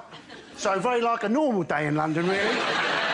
There was an embarrassing moment, though, when one of the conductors rang the bell on the bus and then got the shit kicked out of him by the blind football team. And I realised, actually, that I could get into any sport during the Olympics. The only sport I couldn't actually get into, dressage. Watching a horse walk and then reverse. They call it horse ballet. I don't think anybody would go and see ballet if it was just some bloke walking a bit quicker, slowing down a bit, stopping, bowing, and then pissing off. And secondly, not many people go to ballet anyway because it's shit. Thank you very much, Andy Parsons. OK, let's see what the next subject is. And it's the internet. Who wants to come up? Joe. The internet. You know when you buy things on Amazon and they have recommendations? you know, like the person who purchased this also purchased this. I was thinking I would like to hack into Amazon and put up my own recommendations. So, like, the customer who purchased My Story by Danny Minogue also purchased a length of rope and a wobbly chair.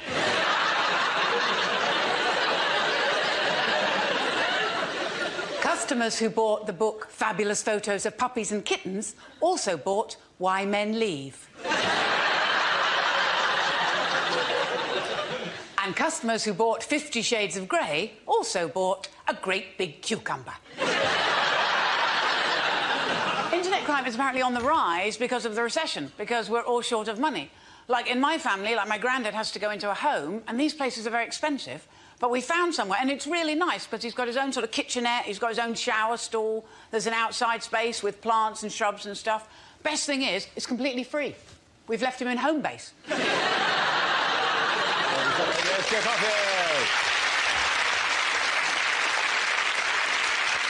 OK, that leaves us with Gary. Let's see what topic you've been left with. Spin the wheel. And the topic is family. Family. Okay. Old lady names are very much back in fashion at the minute, like Lily or Elsie or Rose, and we wanted something like that for our daughter, but we couldn't decide, so in the end we just called her Nan.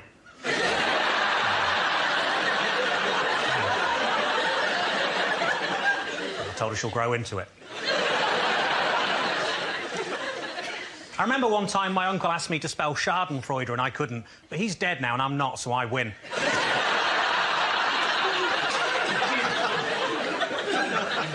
My cousin always introduces himself as Stephen with a PH, and that's because he's slightly acidic.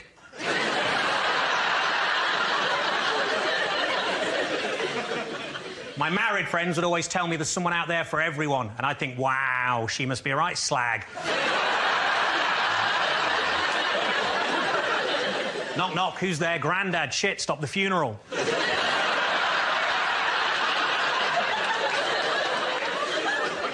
Grandad asked me how to print on his new computer. I said, just Control P. He said, I haven't been able to do that for years.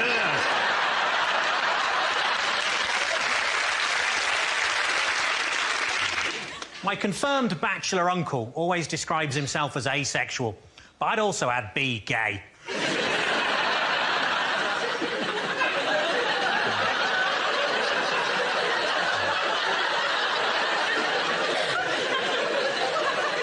As a child, I was always told that if I touched myself down there, God was watching, but it turned out it was just Uncle Peter. Thank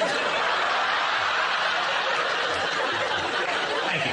Lovely stuff, well done. Point to the other, I'm going to go to the lady. Come on, back.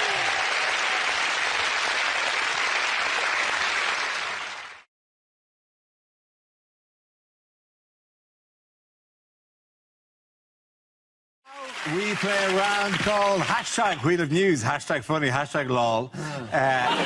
This game involves Rob, Sarah and Gary. See if you could make your way to the performance area, please. This round is a stand-up challenge. I launched a Wheel of News, and whoever it chooses to stop, one of our performers must step forward and talk about that subject. OK, here we go. Let's spin the wheel.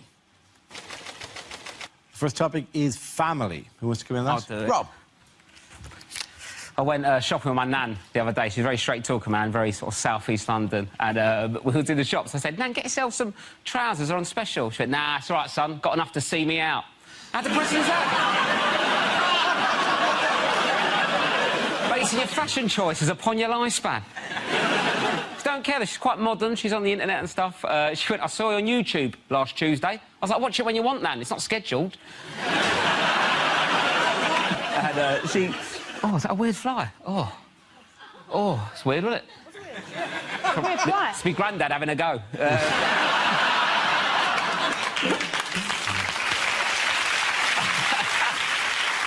I went to visit her recently. Her internet weren't working right. She went, can you sort my internet out? I went, all right, Nan, show me how you normally log on to internet. I'll see what you're doing wrong and get it done. She went, what I'll do is I click on the start button. I was like, right. She went, I go into programs. I was like, right. She went, I go into accessories. I'm like, well, that's wrong, but carry on.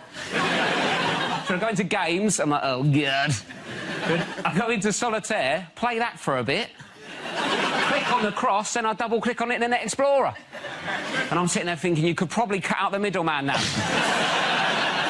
And I was worried that she's at home thinking that she has to play solitaire to get online. I need to send that email, but I cannot face another card game. I'm sick of it. Many sort of, like, internet sort of computer people are thinking, actually, Rob, that is the incorrect route to Solitaire on the latest version of Windows. You're correct. But she's on Windows 98. We're not upgrading her. It'll see her out. Well done, Ross. OK, let's spin the wheel. Somebody is ageing. Who wants to talk about that? Sarah. OK, and so I'm 33 years old, which is where magazines will tell you that a woman has her sexual peak. And I used to think that was a lie, that it was something that they were saying to younger women so they wouldn't be afraid of getting older. Like, oh, yes, you will have a moustache and a slow metabolism, but you'll also be gagging for it all of the time. And now I'm this age and I do believe in it. I basically think your body starts flooding with hormones because you only have so much longer left to have a child, because that's it. I'm 33 and I've never had a baby. I have had a tapeworm.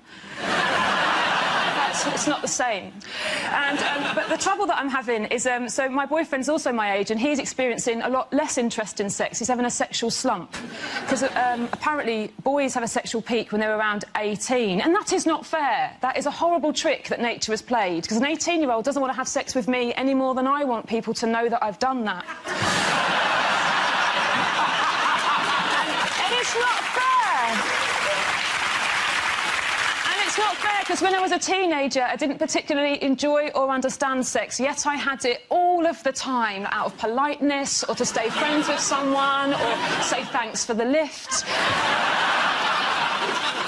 Thank you very much. Very good, very good. So that leaves us now with Gary. Let's see what you've been at for. Gary, let's spin the wheel. And the topic is shopping. Away you go. I bought a slimming magazine in W.H. Smith's. I didn't read it, I just wanted a big bar of Galaxy for £1. I bought some fancy pens at a nudist art shop. Felt tips? No, but I touched a couple of bollocks.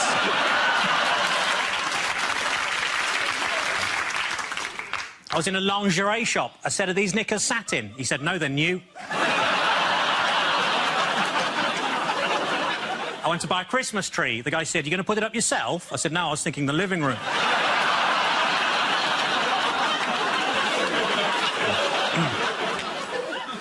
Bought a chameleon, lost it. Why is it that when women go to the toilet in pairs, no one minds, but when I did it, I got thrown out the greengrocers?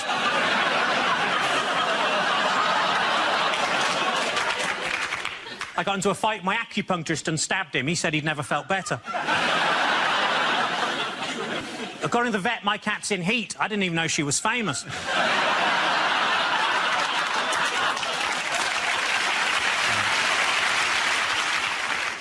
friend of mine keeps going on and on about how good his orthopaedic shoe is, but I think he's built it up too much. I bought an advent calendar for Jehovah's Witnesses, but on every door somebody tells you to fuck off. Thank you. Oh, brilliant. We're at the end of that round. The points go to Gary Delaney. Come on back.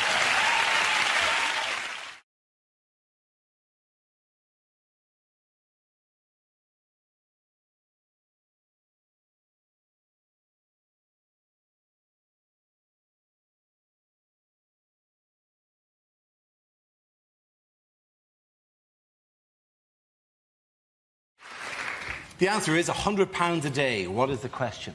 Is it according to The Sun, how much does the average beggar make a day?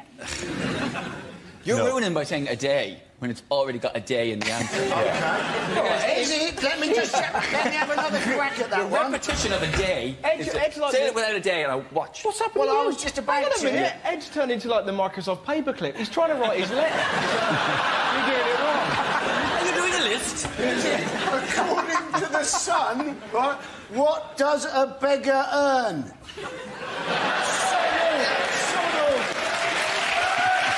But we are apparently in the middle of a countryside crime wave. Have you seen this? If I lived in the country, I'd be delighted if someone did a crime, because I'd be bored out of my mind. Thank God you've turned up with a shotgun to steal my rhubarb. Could you kill me on the way out?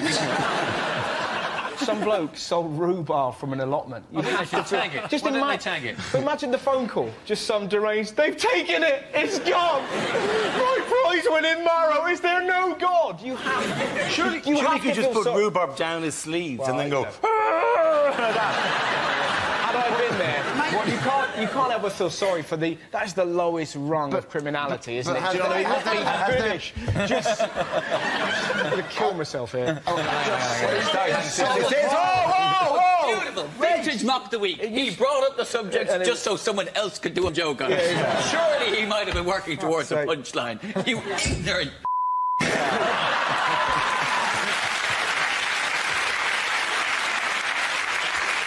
Jesus. Can we get a higher chair for the joke umpire? I have a feeling the Microsoft paperclip's taken some cocaine. But I like it. That's great. Little animation of the paper go. Good, yes. That's a really good letter. The point I was going to make is, surely, right, fellas, but surely, if you're a bank robber, you're sexy, you're dangerous, you can get diamonds for your lover. If you steal from allotments, what hope have you got, you know?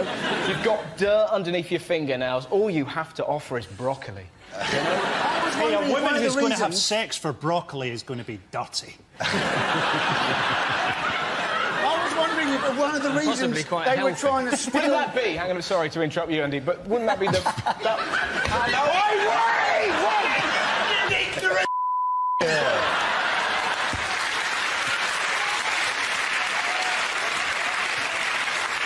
Frankly, I wish to go on the record and say I have now lost control.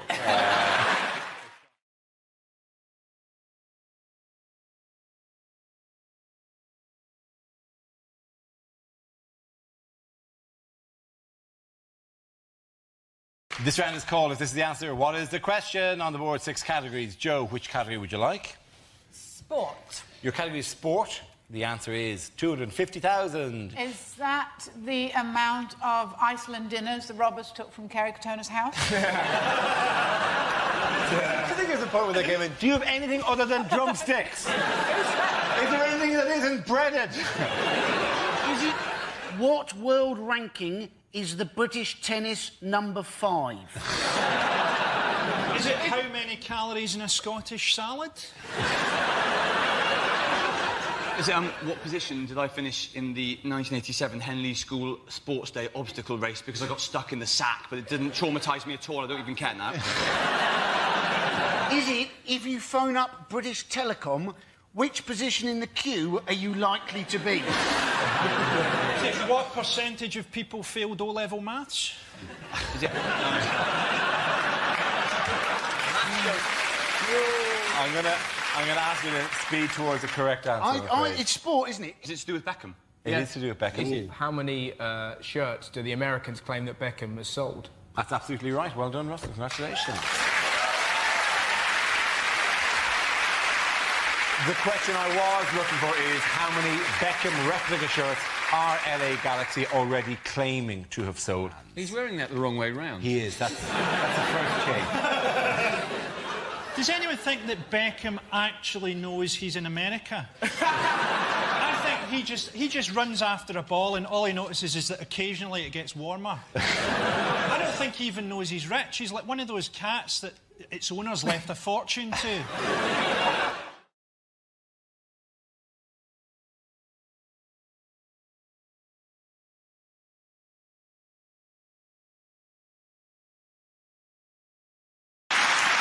Yes, and the question I was looking for is how long was Major Tim Peake on the International Space Station before he returned to Earth this week? Yes, there he's in a deck chair, not doing a tap. But the only reason he come back was because the Russian bloke on the space station stuck up behind him on the end of a bar stool.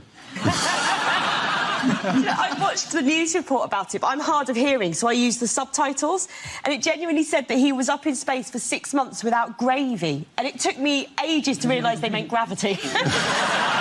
To be fair, he was without both, and I couldn't do it, you know. I mean, there's that anti-gravy machine they have. Since. Sorry, I just realised there's a fucking box under my... No wonder I've got no space. Look at this. What is it? Just found that. The old Charlie goes, a bit tight down here, isn't it?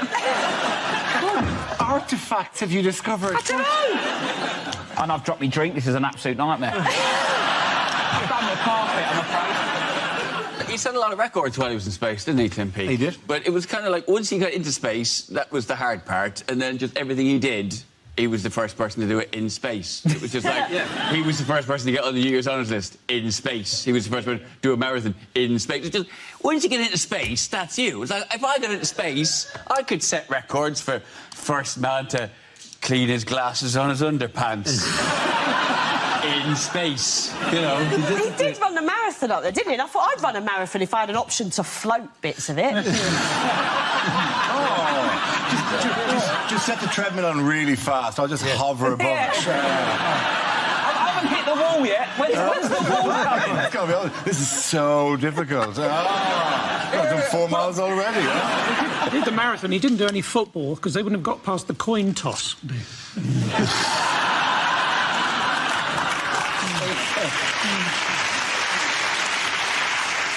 What did he do up there? He did experiments up there. He basically did media. Oh, he didn't have the time to do experiments. Media. He did 6 months of experiments. What experiments did he do? 250 different experiments of different things in zero gravity, yeah. Robbie is a decent guy to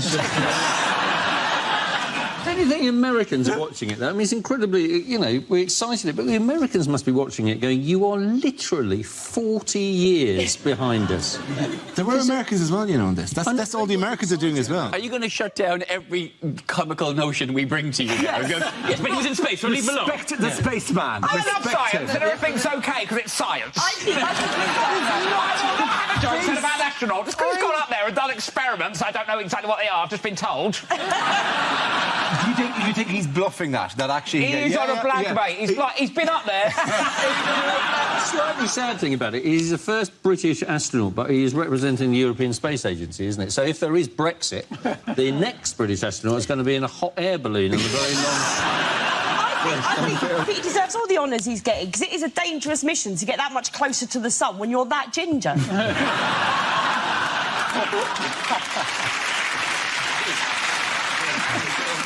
It was sort of ridiculous that when the guy from the European Space Agency said, well, you know, how will he feel? He said, well, I think he's going to be a bit shocked by gravity. You think he's got a very short memory, isn't he? He's been up there 6 months, like, with no atmosphere, so to ease him back in, they've taken him to the new Top Gear studio. Take that, Chris Evans. The first comment when it came out was that the Earth smelt really strongly of Earth, and everybody sort of shuffled uncomfortably and went, that's just Kazakhstan. I like the way he said, I'm looking forward to spending some time with my wife and having my first shower for 6 months. Like, other way round, mate. That's it. Unless she likes him a bit gamey. So I'm the other way round. So how do they wash in space? They get a cloth. They wash just with a cloth. cloth. With a cloth, yeah. Dirty bastard. Just there. So would you like to go in space? Yeah, no, it's really... I found... Oh, hello. Jesus Christ. What are the fucking flies? Oh, Tim Peake's not here, is he? Smelly bastard Tim Peake's not turned up for this.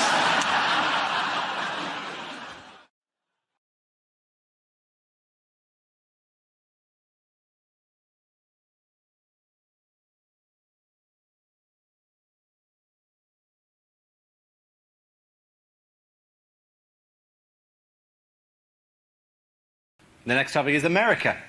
Who wants to come in on that? Andy. Well, their president is an idiot.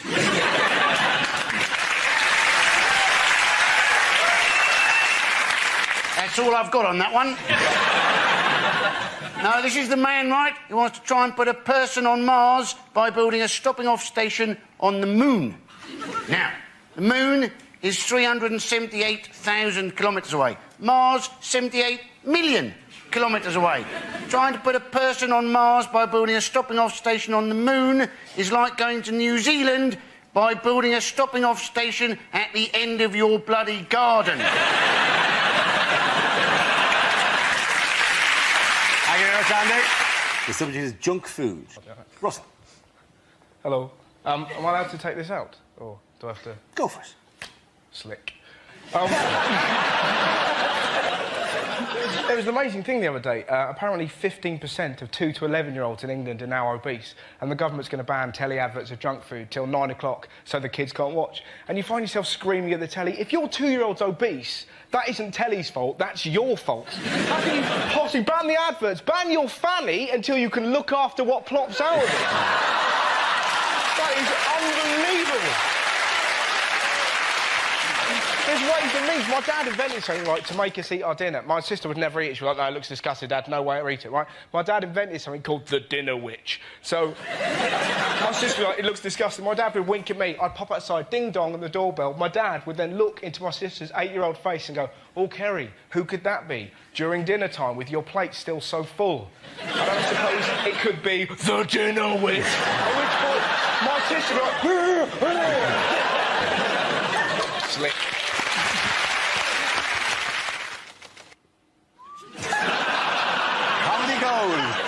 John's clock. Away you go.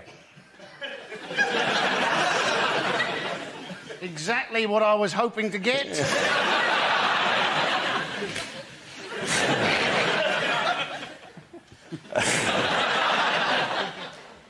Charles Clark, a man who's just been having a go at Gordon Brown, also having a go in the last 6 weeks at Tony Blair. Of course, this was the idiot, ladies and gentlemen, who actually mucked up with the foreign prisoners and deportation. He said he became aware of the problem in July 2005, but he only became fully aware of the problem in October 2005. Now, I don't know about you, if you've got a problem, how long it might take you to go from being aware of the problem to being fully aware of the problem. If it took you more than a day, you'd probably be quite disappointed. If it took you 4 months, you'd have thought he might have resigned straight away. Maybe that's why he's been having a go at Gordon Brown and Tony Blair over the last few weeks. He's only just become fully aware that he's been given the bloody sack.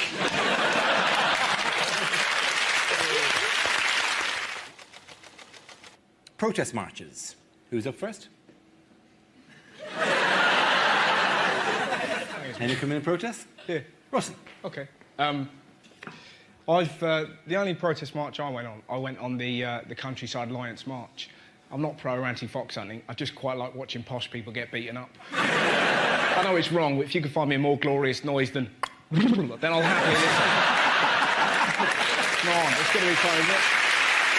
And it's just so much fun baiting right-wing people. What do you think about fox hunting? I'll tell you what I think. If we didn't chase the fox, the entire bloody country would be overpopulated by foxes. Is that what you want, some hideous land of the foxes? Me, unable to leave my house in fear of fox, wandering up to me, stabbing me in the gizzards? Is that what you desire? Looking across my lawn to see fox upon fox, prowling along my paddock, flicking the V's at me, walking hand in hand with asylum seekers? Is that what you want?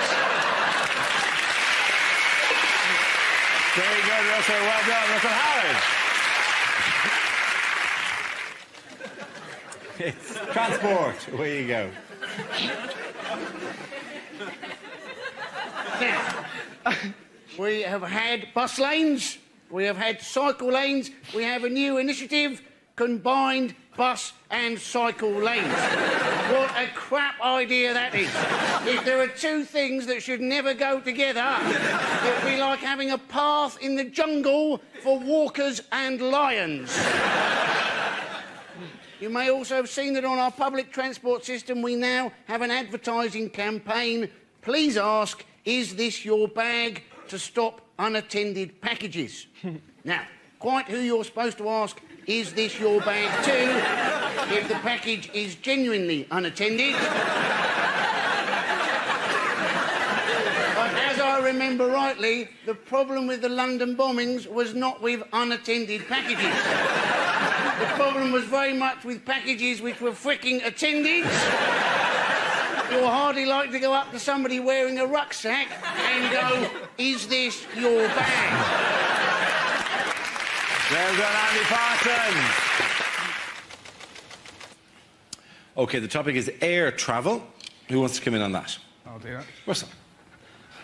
My favourite story about air travel, there was a bloke a little while ago who got put in prison for 3 days because he refused to stop kissing his boyfriend on a plane flight to South Africa. How magic's that? You can't help but picture him dressed in tiny and latex, you know, surrounded by a sea of Burberry on an EasyJet flight. All right, lads, I'm going to make this tense for you. Ramon, let's do the bad thing. Do you want to stop doing that? I'm trying to read Nuts magazine. Whatever. Stop doing that. It's not natural. You're flying. Russell Howard, well done. The next topic is religion. Andy steps to the mic. Muslims do take their religion very seriously, I think at least in part, because they have to pray 5 times a day. Anything you've got to do 5 times a day, you tend to take pretty seriously.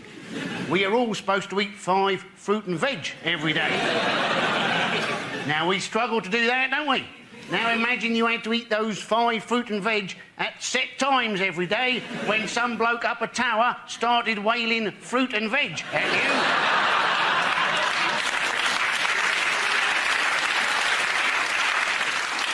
At which point you had to start reciting various passages from Delia Smith's healthy cookbook whilst pointing in the direction of Norwich. Very good, Andy Parsons. OK, the first subject is street protesters. Can I have a volunteer talk about that? I'll do that, Dara. Nation. So, I love street protesters, they're fantastic. The best I saw, there's a lovely old lady who, since the war in Iraq started, she stands outside the Bristol Hippodrome with a big sign that says, "Toot if you're anti-war." And if you drive past her and go, "Ha," she does this. Now, I'm not sure, I've made her leap many times. I don't know if I'm anti-war or really pro-pensioner leaping. You know, and you kind of go, "Why am I doing this? Ha, stop it! Nah, do it!" They're everywhere, they're brilliant. There's a bloke that I saw the other day, you know, one of those religious godbotherers, it's fantastic, just with a loud hailer, just pointing at people running, "You're going to hell, you're going to hell, you're going to hell." Everyone was freaked out, 2 goths delighted, that's a separate issue, but... He pointed at me and I was freaked out, and then he did something wonderful. He pointed at this really strutting black guy. I don't know why the fact that he's black made it cooler, but it really did, right? Pointed at it, went, "You're going to hell." Without missing a beat, this bloke just went, "No, mate, HMV." And he just sat there going, "Oh, oh." Well done, Russell Howard. It's health. Away you go.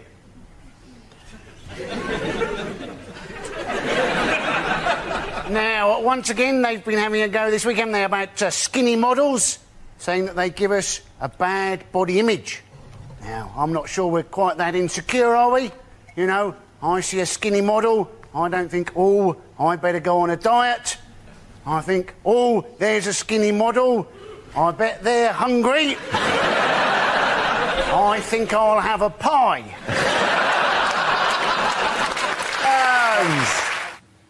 And it's childhood.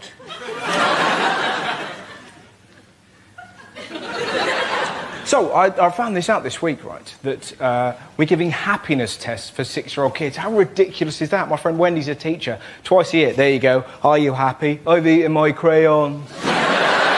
Which made me happy, so swings and roundabouts, really, which I also like. It's just the most ridiculous idea. Some bloke arrived, "This is Maslow's hierarchy of needs. What makes you happy? You!" Sneezing. "You! I quite like tickling people. You!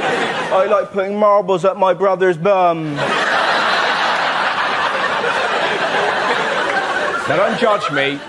I did that once. I'm not showing off, but when you're 8 and your little brother's 6, the power you have is incredible.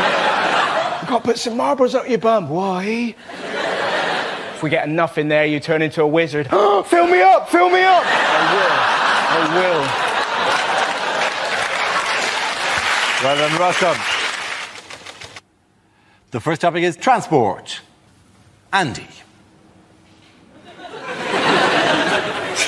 Trains are overcrowded, but of course the train companies, they've got an answer for that, haven't they? What do they say? Well, they say, well, actually, overcrowding is quite a good safety measure, because apparently, during the Cannon Street rail crash, those passengers that were stood up like sardines, they were less badly injured than the ones who were sat down. Now, how can you justify something that's only any good in the event of a crash? And what are you supposed to do if your train isn't very crowded? Are you supposed to stand unnaturally close to people, going, I'm terribly sorry about this, but in the event of a crash, apparently you're my airbag? Well done, Andy Parsons. The next topic is education. Who wants to come in on that? Russell.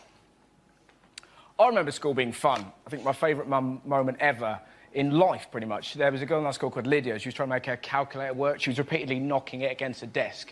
And after about an hour, our teacher went, Lydia! How would you like if I banged you against the desk?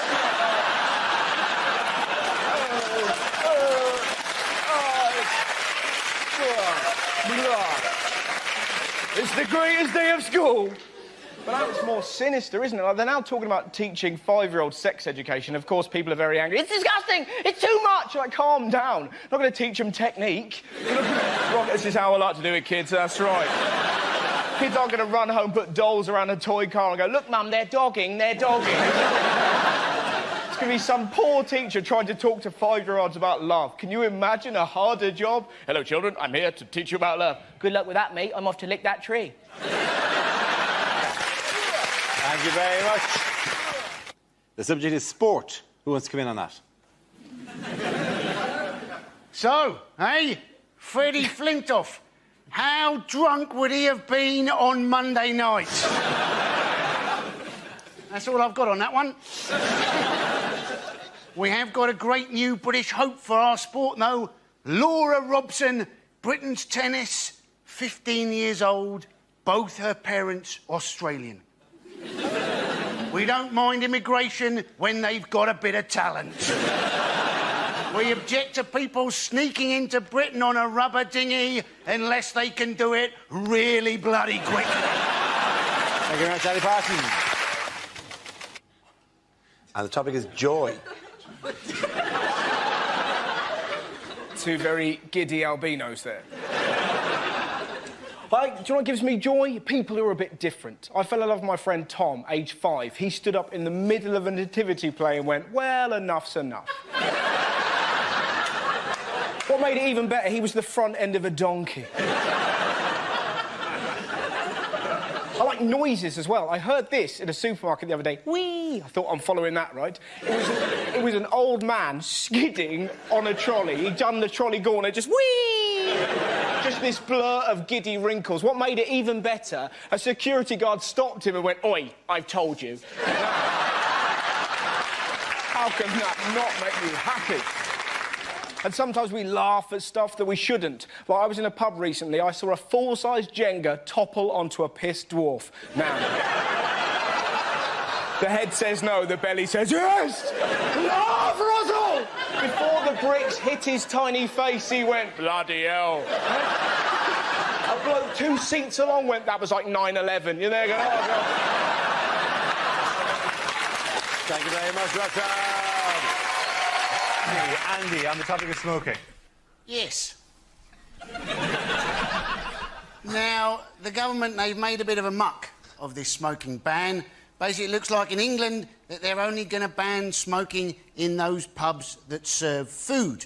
So a lot of pubs in England have said, well, in which case we're going to ban food and keep smoking. You're now going to have to go outside for a pie.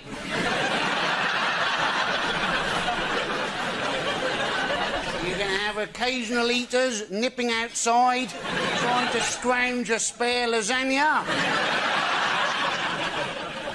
Of course, people are desperately trying to find out different ways of giving up smoking. You know, various things like acupuncture, of course, where people stick needles into people to make people feel better. As opposed, of course, to voodoo, where people stick needles into things that look like people, make people feel worse. Now, I was wondering, right, if you had a pair of identical twins and one of them had acupuncture, is the other one in a bit of trouble? And it's etiquette. I'm quite a socially awkward bloke. Oh, thanks for laughing at just that.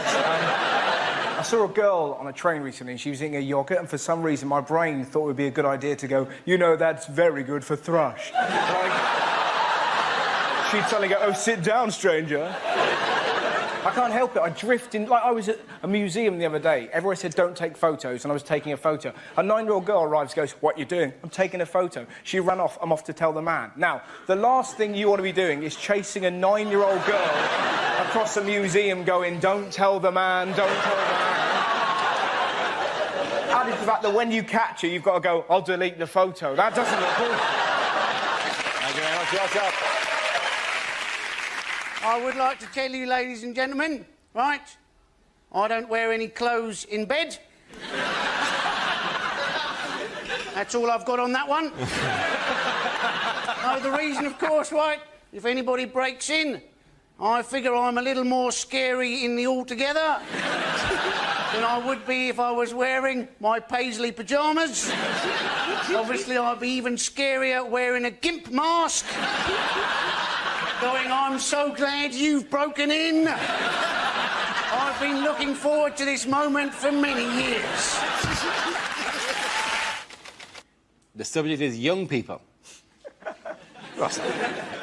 Funky young people.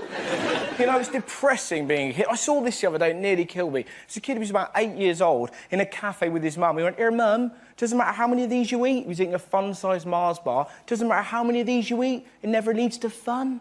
How depressing is that? It's not a happy meal. Life is suffering, Russell. Life is suffering. It shouldn't be like that when you're 8. When you're 8, you should be excited about the world. Can you remember the first time you saw a rainbow? Can you remember the giddy delirium in your mind? You're like, Dad, there's colours in the sky. I like the sky. I like colours. The two are combined. My mind is literally blown. I need answers, big man. I need answers. Well, that sun is called a rainbow. Oh, my God, it has a name. It has a name. This day can get no better. There's a pot of gold at the end of it. And it's guarded by a tiny leprechaun. Pull over, Dad. Pull over right now. Has anyone ever chased a rainbow? I did. You never forget it. I bet you didn't do this. Me and my little brother took a knife just in case the leprechaun acted up, right? Thank you very much. Yes, sir. The subject is drugs. Who wants to come in on that? Andy. So, drugs. The Home Office have in fact clarified apparently how many spliffs you can have on your person before you might be regarded as a dealer. Apparently the answer is 500. That's a fair amount of personal use, isn't it? You would have thought you could have 500 almost anything on you and be regarded as a dealer. If I had 500 hobnobs on me, I think you could regard me as pushing biscuits. Not that I know that much about drugs, ladies and gentlemen. Apparently the current trend amongst young people is to have an upper followed straight away by a downer just to take the edge off it. Why not just take a bit less of the upper? That to me would be like having a Red Bull and then having a Horlicks straight away afterwards. Well done, Andy. That's fitness. Could have been camel toes. Now, I was in the gym the other day. I was in a locker room, and a 5-year-old boy ran in and jumped into a locker. Now, sometimes you know you're just going to have an incident, right? You could hear him in there giggling, and you knew what he was going to do. He was going to jump out and scare his mates, because his mates appeared seconds later, like, where's Stephen gone? Where's Stephen? He was there a minute ago. This is most irregular. Huh?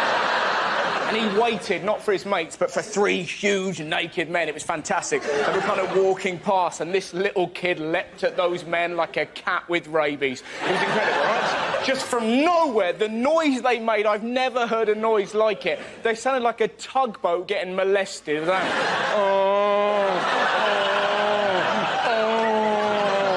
His long-suffering dad is in the showers, obviously heard this and went, that'll be my bloody boy! Ran back, confronted this glowing hellbeast and went, Stephen, what have I told you about acting up in public? And this little kid cut his dad down with one very simple sentence. Dad, your willy's moving? You're just there going, oh, the world is a better place. Thank you very much, Russell. It's education. I am a little disappointed. I was hoping to get England as a topic. But yes, education. You may have seen that, in fact, our kids are now going to get taught atheism in the classroom. You would have thought that should be a fairly short lesson, wouldn't you? Hello, come in.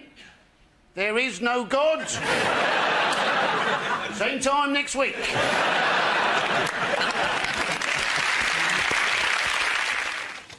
The next topic is the consumer society. Russell. It's all a bit much, isn't it? I went into a shop the other day that said, why not try a guilt-free wrap? You're like, don't make sandwiches evil. Sandwiches are lovely. The bacon sandwich, one of the loveliest things in the world. What is a bacon sandwich? Essentially, it's bread giving a dead pig a cuddle. It's a lovely thing. I love you, Mr. Pig. Why do the Jews hate me? It's lovely.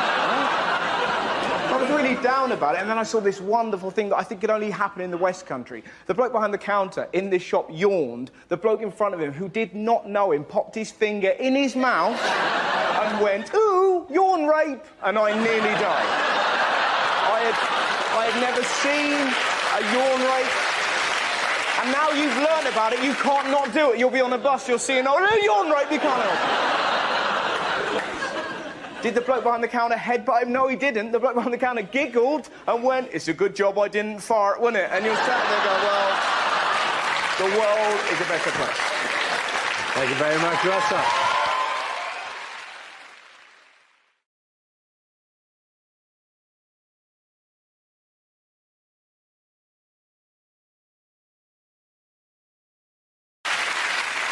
Our first round is called If This Is the Answer, What is the Question? On the board are 6 categories. Stephen, which category would you like? The economy. OK, the economy it is.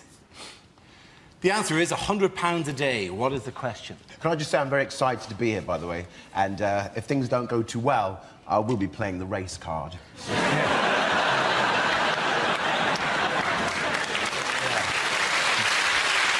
I'll be honest with you, it's always worked for me. Is it perhaps? How much Iceland food does the Katona family go through? Is it what does Jade Goody spend on magic beans? Is it how much more was Joseph Fritzl spending on groceries than seemed normal for a family of his size? Yeah, I know we're spoiling that dog, Joseph, but nappies and flip-flops. Is it how much does Max Mosley spend on plasters? Did you read about that? Spanked for 5 hours. It'd be horrific. I hate it when I stub my toe. Yeah, but you don't stub your toe with your arse. Is it how much could you earn if you answered this ad? Work from home, must be gullible, no skills required. Is it how much is Brooklyn Beckham's pocket money? Is it how much would I pay somebody to dress up as a lion, go to IKEA and hide in a cupboard?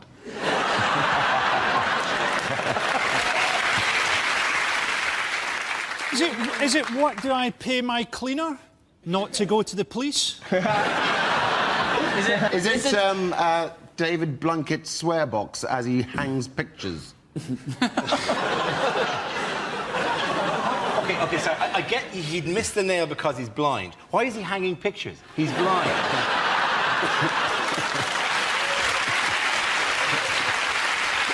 It is something genuine to do with houses, isn't it? It is something to do with houses, yes. What's the average house price going down by? That is exactly right. Well done, Frankie Boyle. There you go. I would like home news, please, Dara. Home news it is. The answer is 1 year. What is the question? What would be an appropriate prison sentence for people who use the phrase hollybobs? Not the answer, but I'll take it. Is it how long the BBC have left now they've lost Bake Off? And the clock is already ticking. Yeah. Is it in a Wetherspoon's kitchen, what is the chef's equivalent of the 5-second rule? Is it Southern Rail's estimate for a London to Brighton journey?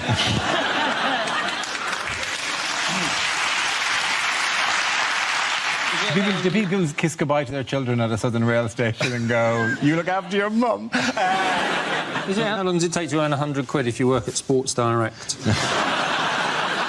How long does it take a YouTube clip to buffer at my parents' house? Is it... How long would Charles Manson have gotten in prison if he'd been a promising swimmer? Yeah. Bit of truth. Bit of politics, How long does Jeremy Hunt want junior doctors to work per week?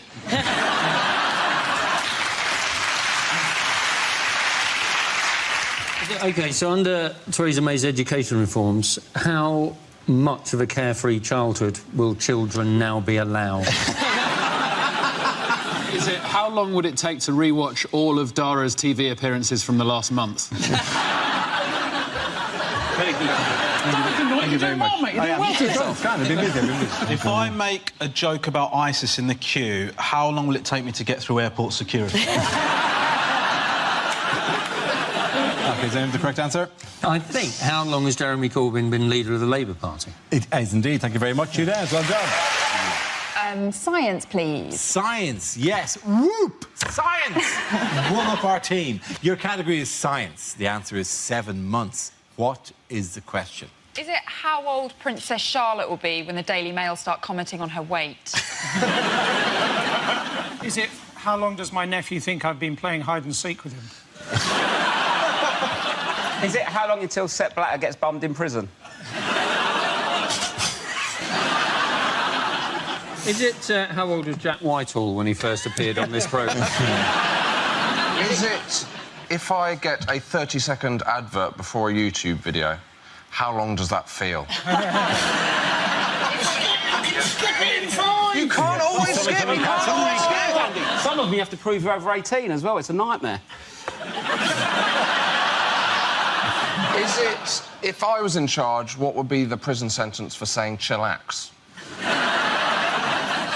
Is it how long does it take to get to Glasgow on a megabus? Yes, a megabus. I am the accepted As if face. you've ever gone on a megabus. I'm on every megabus, Pat.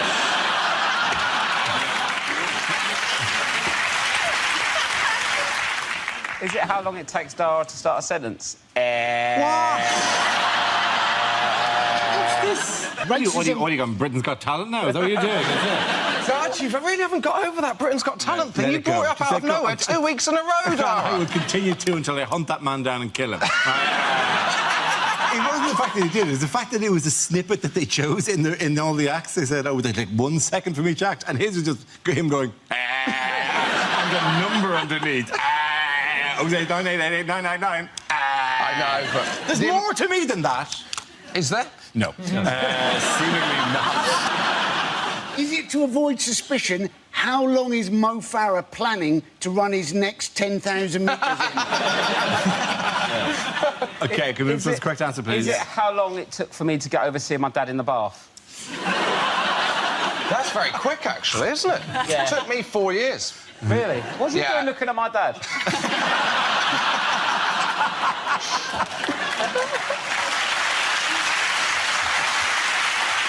Surely more the question is, what was your dad doing in his bath?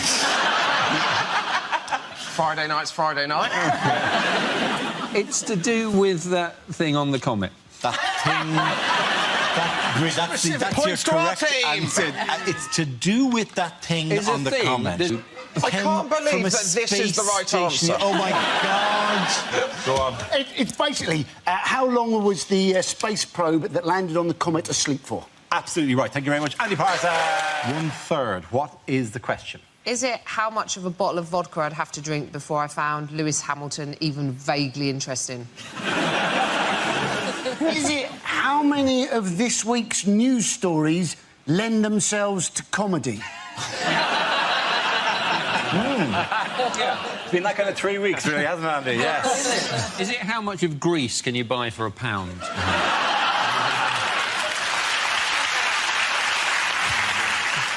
Is it how much of Kim Kardashian is made up of arse? Is it, of all of the children that I taught maths to, which proportion of them genuinely had a future? Is it what emoticon would I use to tell someone that I've wrapped a rubber band around my scrotum?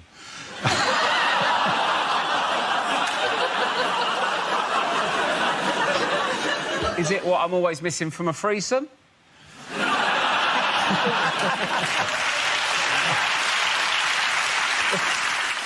Is it FIFA's target survival rate for stadium workers at the World Cup?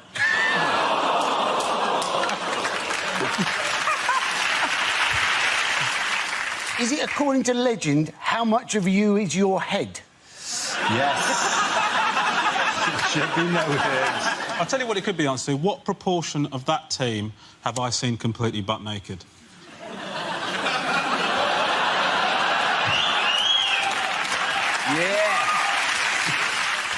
Yeah. Is there anyone got any answers to a question? I feel like I answered to ask for 10 minutes. Is it how many of the words spoken by Kanye West are about Kanye West?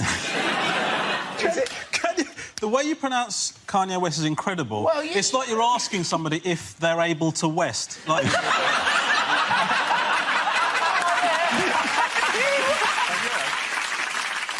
Is it think of a fraction that rhymes with the word bird? Is it think of a fraction that rhymes with the word herd? No. Is it think of a fraction that rhymes with the word interred? No. Is it think of a fraction that sounds funny if you say it with an Irish accent? Yeah, that's exactly what I was waiting for you to do. Yes. Think of a fraction that I say is 1/3. What a funny country.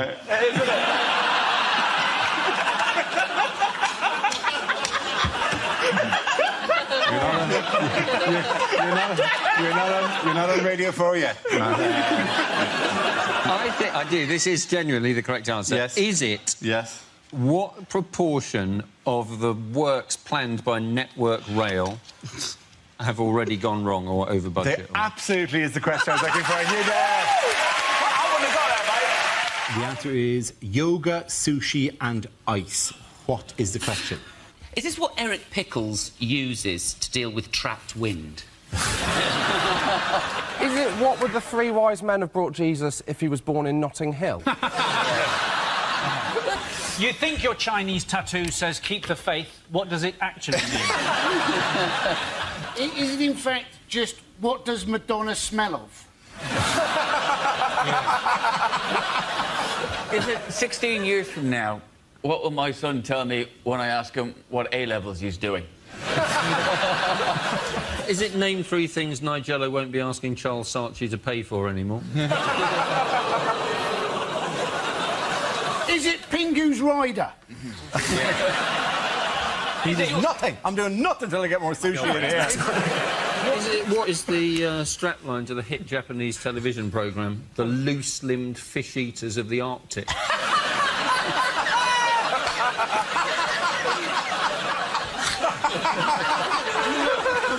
Is it what answer will you get if you ask Paris Hilton to name the elements? Is it, if you own a bar in Soho, what should you call it to guarantee it'll always be chock full of wankers? Is it simply what are 3 things which are very difficult to sell door to door?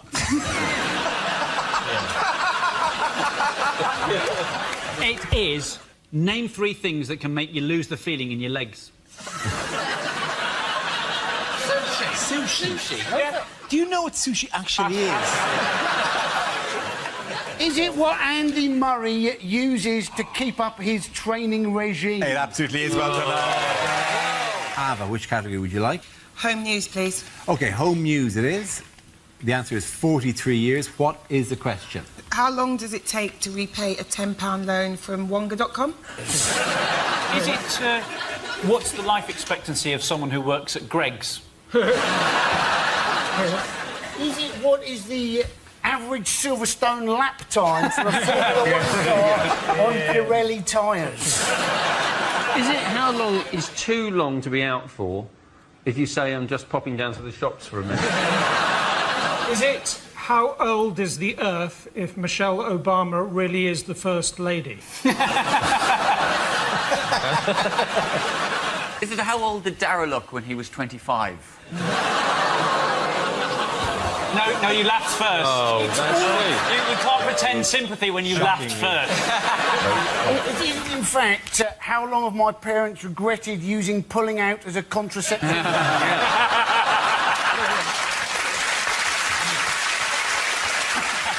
How long will Julian Assange be living in an embassy before he finally goes, do you know what, I should have just gone to jail?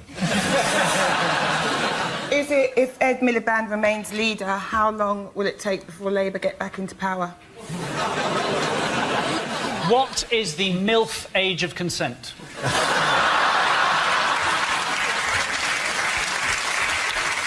OK, if you put in a ready meal 43 years ago, how long has it been ready for? Can I have the correct answer, please? Can I have the correct answer? Is that not the correct answer? No, it's not the correct answer. Nor have any of you even attempted to do the correct answer.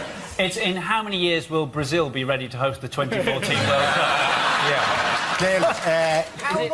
Genuine proper answer is how long can Gerard Depardieu balance a spoon on his nose? Could I have anything that even vaguely resembles a topical news story? OK, is it how many years' worth of shale gas are they claiming there is now under the British Isles? Absolutely right, Chris Addison. Absolutely right. Politics, and the answer is 9%. What's the question? Is it percentage of British people without sunburn? Yes. In this room, I think. Is it the percentage of British men who bought for their wife 50 Shades of Grey, then tied them to the bed and pissed off down the pub? Rounding it up, what percent of Jesus' disciples turned out to be a bit of a wrong-un? Is it what percentage of people at a Michael Bublé concert aren't using Tenalady? Is it what percentage of EDL members can spell EDL? Is it at what point would I normally start running around the room going, have you got a charger? Have you got a charger? Is it for how much of history has Bruce Forsyth been alive?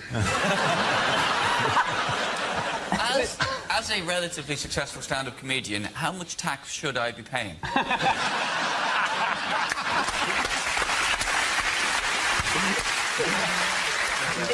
Is it the percentage of Talisa's phone book she didn't have to delete in custody? What are Edward Snowden's chances of making 40? What? I'm not going to kill him. Are you sure you weren't initiating the murder of Edward Snowden? Unless this is a sleeper cell that I really hadn't known about. You've operating since 2000. You definitely offered me £100 backstage to kill Edward Snowden. It definitely happened. To be honest, you're a Geordie. You'll do anything for £100.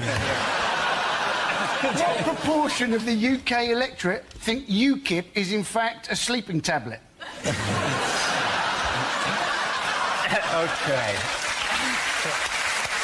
OK. I know I say these words a lot. The real answer is... I need to use words. What gradient of hill makes Chris Froome go, that's a piece of piss? How many Glastonbury Festival goers are still chilling out in front of the pyramid stage? Is it how much of the show will be over by the time you get the correct answer to the What percentage of this panel will still be alive when Dave show the final repeat of this episode? Amen, brother. I would like to... OK. Sorry, genuinely, the correct answer you can, please. Genuinely, yes. What percentage of people actually can't believe it's not butter?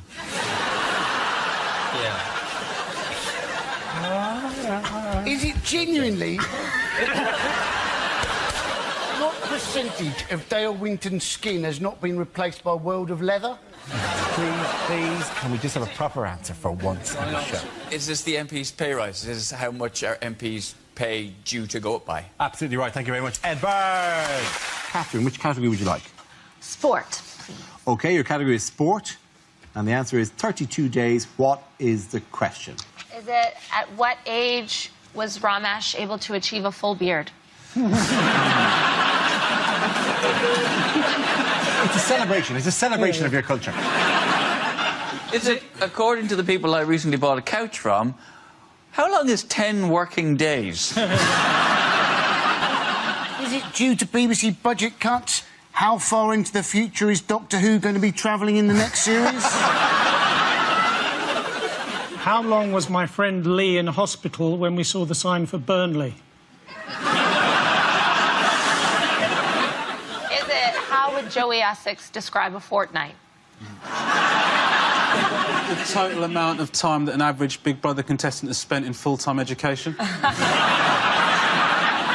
How long does it take the elephant man to exfoliate? Oh, what? Yeah. Too soon? Yeah. According to his tax return, how many days did Gary Barlow work last year? Is it the number of days before One Direction can safely give a urine sample? Is it? Can you think of a rhyme for songs of praise? They're really getting I think I've actually genuinely lost my mind. OK, can we need to move towards the correct answer if we can, please? What length of menstrual cycle would keep you permanently nervous? Is it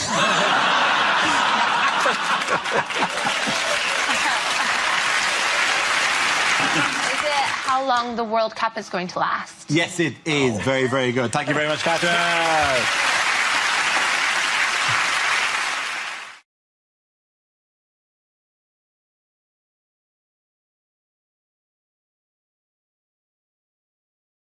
The next topic is unlikely things to read on a medical label. Use only if you're immobile or find it difficult to move. Tested on Dara O'Brien.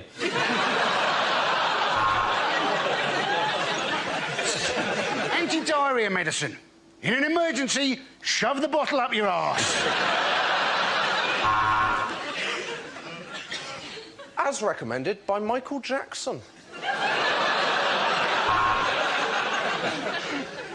Ditetramethyl chlorobenzoate for the anemial effluence of the tricordic aorta. Does exactly what it says on the tin. Groin cream. Not suitable for people with a nut allergy. Homeopathic tablets. Side effects, none. Main effects, none.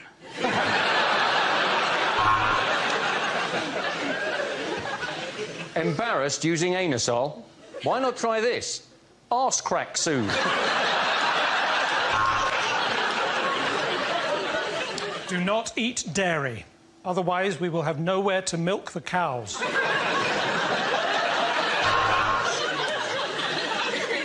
Viagra. It'll give you more than 8%.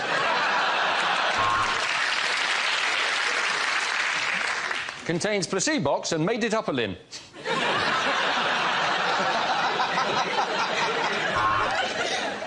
Viagra. Take 15 minutes before sex. Or if single, strap in for the wank of a lifetime. Obesity pills. Don't eat the bottle, chubby.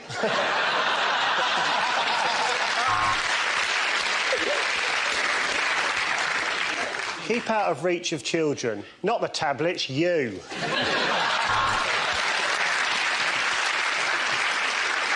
Store somewhere cool, like New York.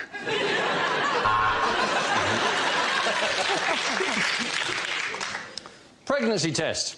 Pick up your daughter's boyfriend and shout, "Was it you?" The end of that round. The point's going to Chris Hume.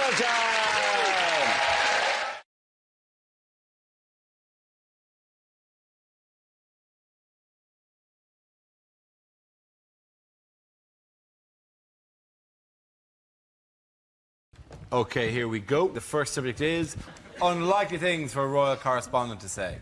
Isn't it wonderful to see Prince Charles being made king at the age of 137?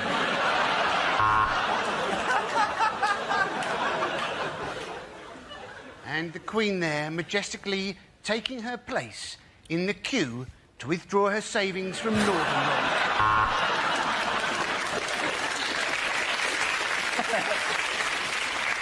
The Queen asked me if I was from the BBC. I said I was, and she told me to piss off. There we see Prince Philip going over to talk to a man from China. This should be interesting. In fact, it's the Chinese premier, and he's just asked him for a menu. Prince Harry hasn't been put off by the congestion charge. He says he still manages to come into Chelsea twice a day. Well, the crowd are absolutely loving this event. The night sky is dancing with light. Yes, the Queen set fire to Windsor Castle again. It's great to see the whole family waving from the balcony through the sights of my AK-47.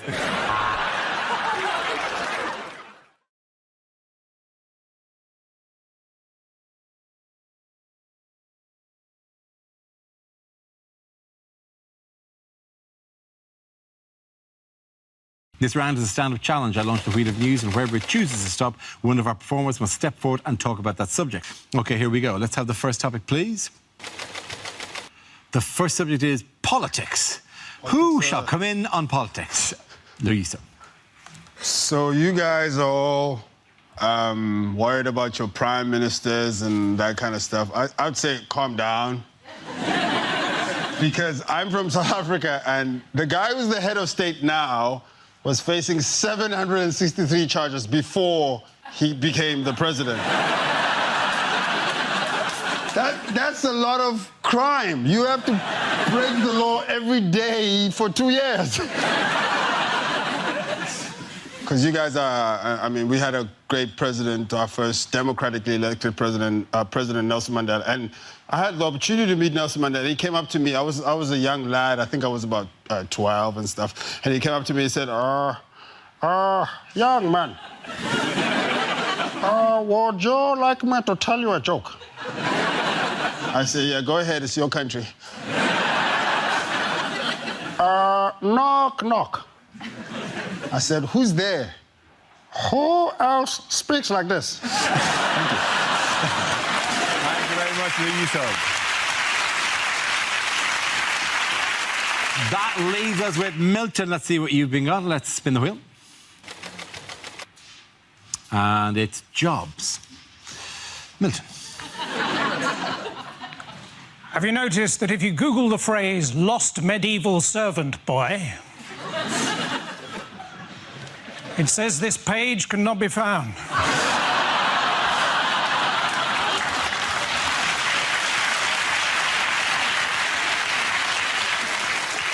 Some of you are going to be doing that tomorrow.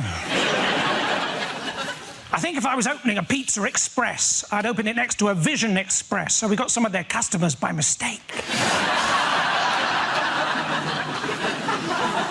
I think if I had unlimited money, I'd hire 2 private investigators and get them to follow each other.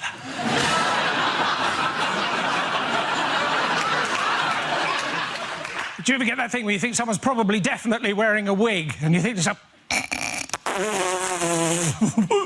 I'm sorry, Your Honour. I'm a bit of a lazy writer, according to my children, QWERTY and F12.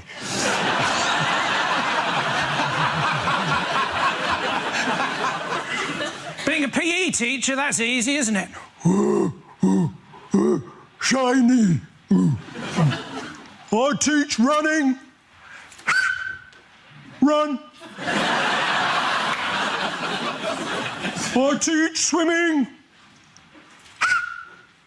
Swim. And a tiny, tiny little bit of geography. Jog. Thank you, mate. That's well done. Post-egg on Milton Jones. Come back, both of you.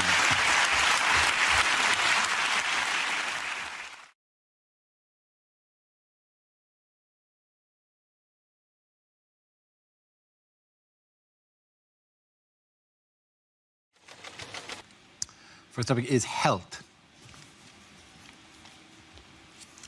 I had to have my penis looked at. By a doctor. I didn't just wake up one morning and go, oh, more people should be looking at this, quite frankly. I used to spend an hour a day at my bedroom window with it pressed up against the glass. was a scary experience having to go to the doctors. I thought I should build up the courage to get down there and have it looked at. Well, I went in there, my courage flew out the window like a little bird. Because as soon as I went in there, I found out that the doctor who I had an appointment with was a lady doctor. Now, I obviously don't have a problem with ladies being doctors. In fact, give them the vote, that's what I say. But there is a worry if there's a lady poking round down there. In that context, what if your nethers decide, ooh, think it's time to go to work? Luckily, then, I remembered I'm not an Alsatian whose lipstick pops out at the slightest whiff of an undercarriage.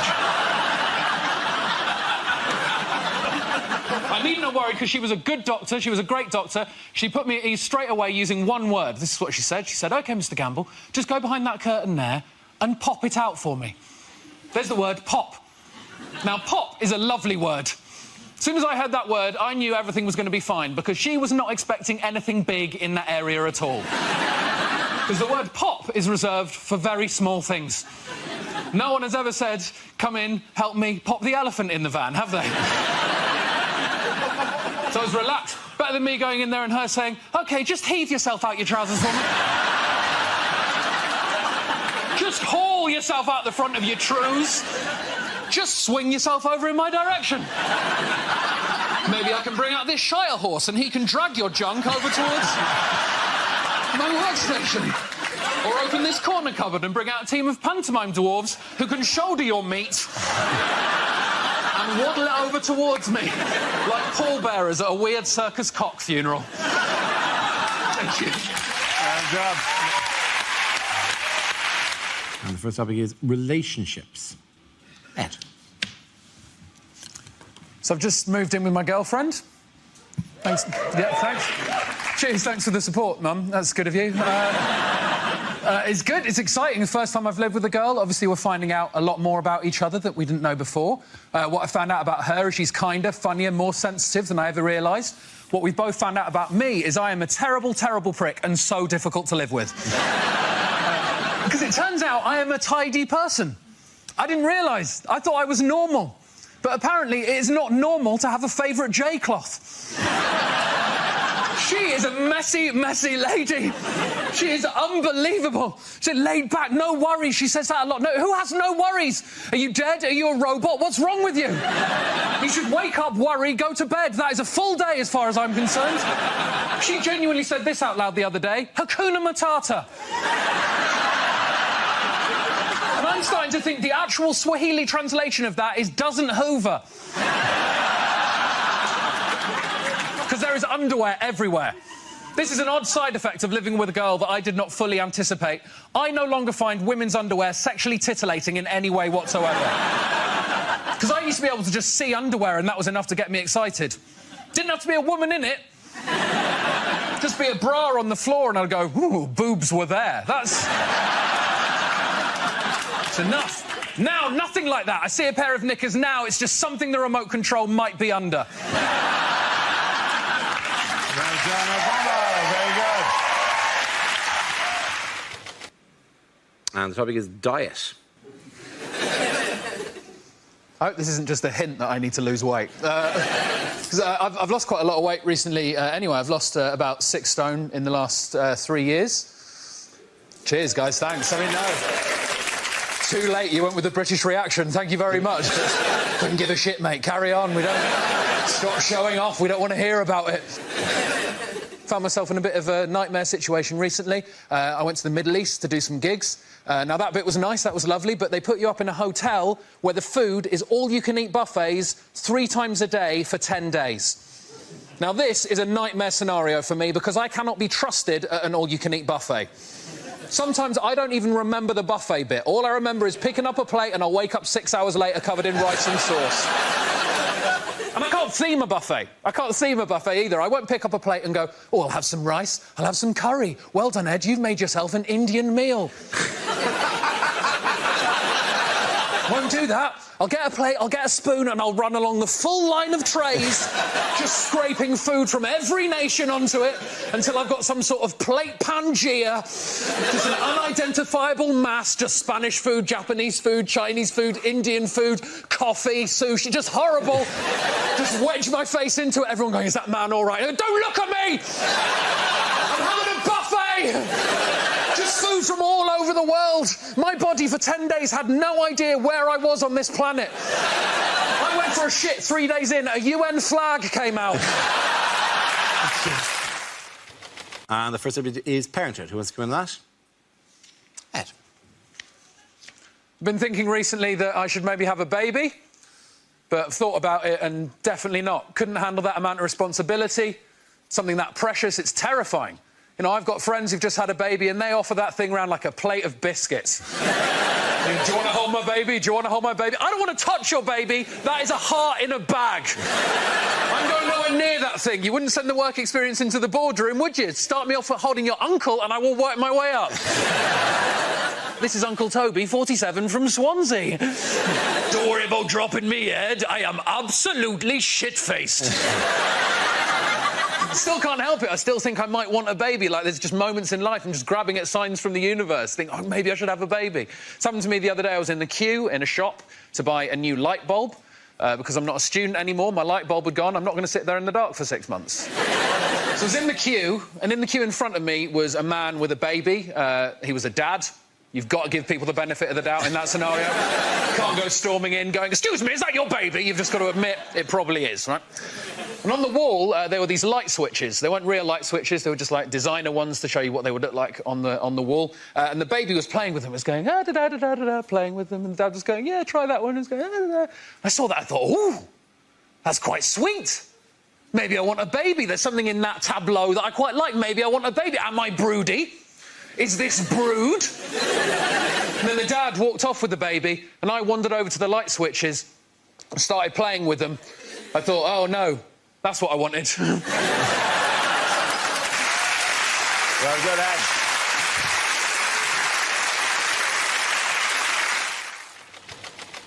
And the first subject is health. Ed Campbell. So, in the last 3 years, I've lost 6 stone in weight. Cheers. No, too late. A lot of audiences like to clap, they like to whoop, they like to cheer. You guys just went with staring, and that is absolutely fine. That's all right, that's fine. I think I might have made a mistake as well, because I'm not as happy now. I thought health would equal happiness. Turns out the happiest moments of my life were just me, sat on the sofa, in my pants, laughing through a mouthful of cake. I'm a more worried person now. I think, am I eating the right thing? Am I exercising enough? I went for a run the other day. I accidentally swallowed a fly. I had to Google how many calories is a fly. 6 per serving, if you're wondering. Weirdly now, I feel like an undercover fat person who's been secretly sent into the lair of the thin people to gather information on what those crazy villains are doing. And then I feed it back to the fat people. You've got to feed it back. We eat anything. So I'm in there just going, what are these thin people up to? What's going on? Oh, interesting. That guy's got a packed lunch, but he's actually eating it at lunchtime. Well, I have never seen that before. He's not just made it in the morning and then eaten it on the bus on the way to work. And then bought chips at 1. That is intriguing resolve. Ah, they're using phrases I've never heard before. Things that only thin people say. I think I've got some biscuits. I'll just go and check. Who's living their life like that? Who buys biscuits and then forgets that they exist? That is unacceptable. I'm so deep undercover, I've met the bosses of the thin mafia. People who don't even like food that much. You go, oh, no, I'm not really a food person, you know. No, it's not. It's more of a fuel, isn't it? It helps me get through the day. If you don't like food, then what are you thinking about all of the time? Thank you very much, Ed Campbell.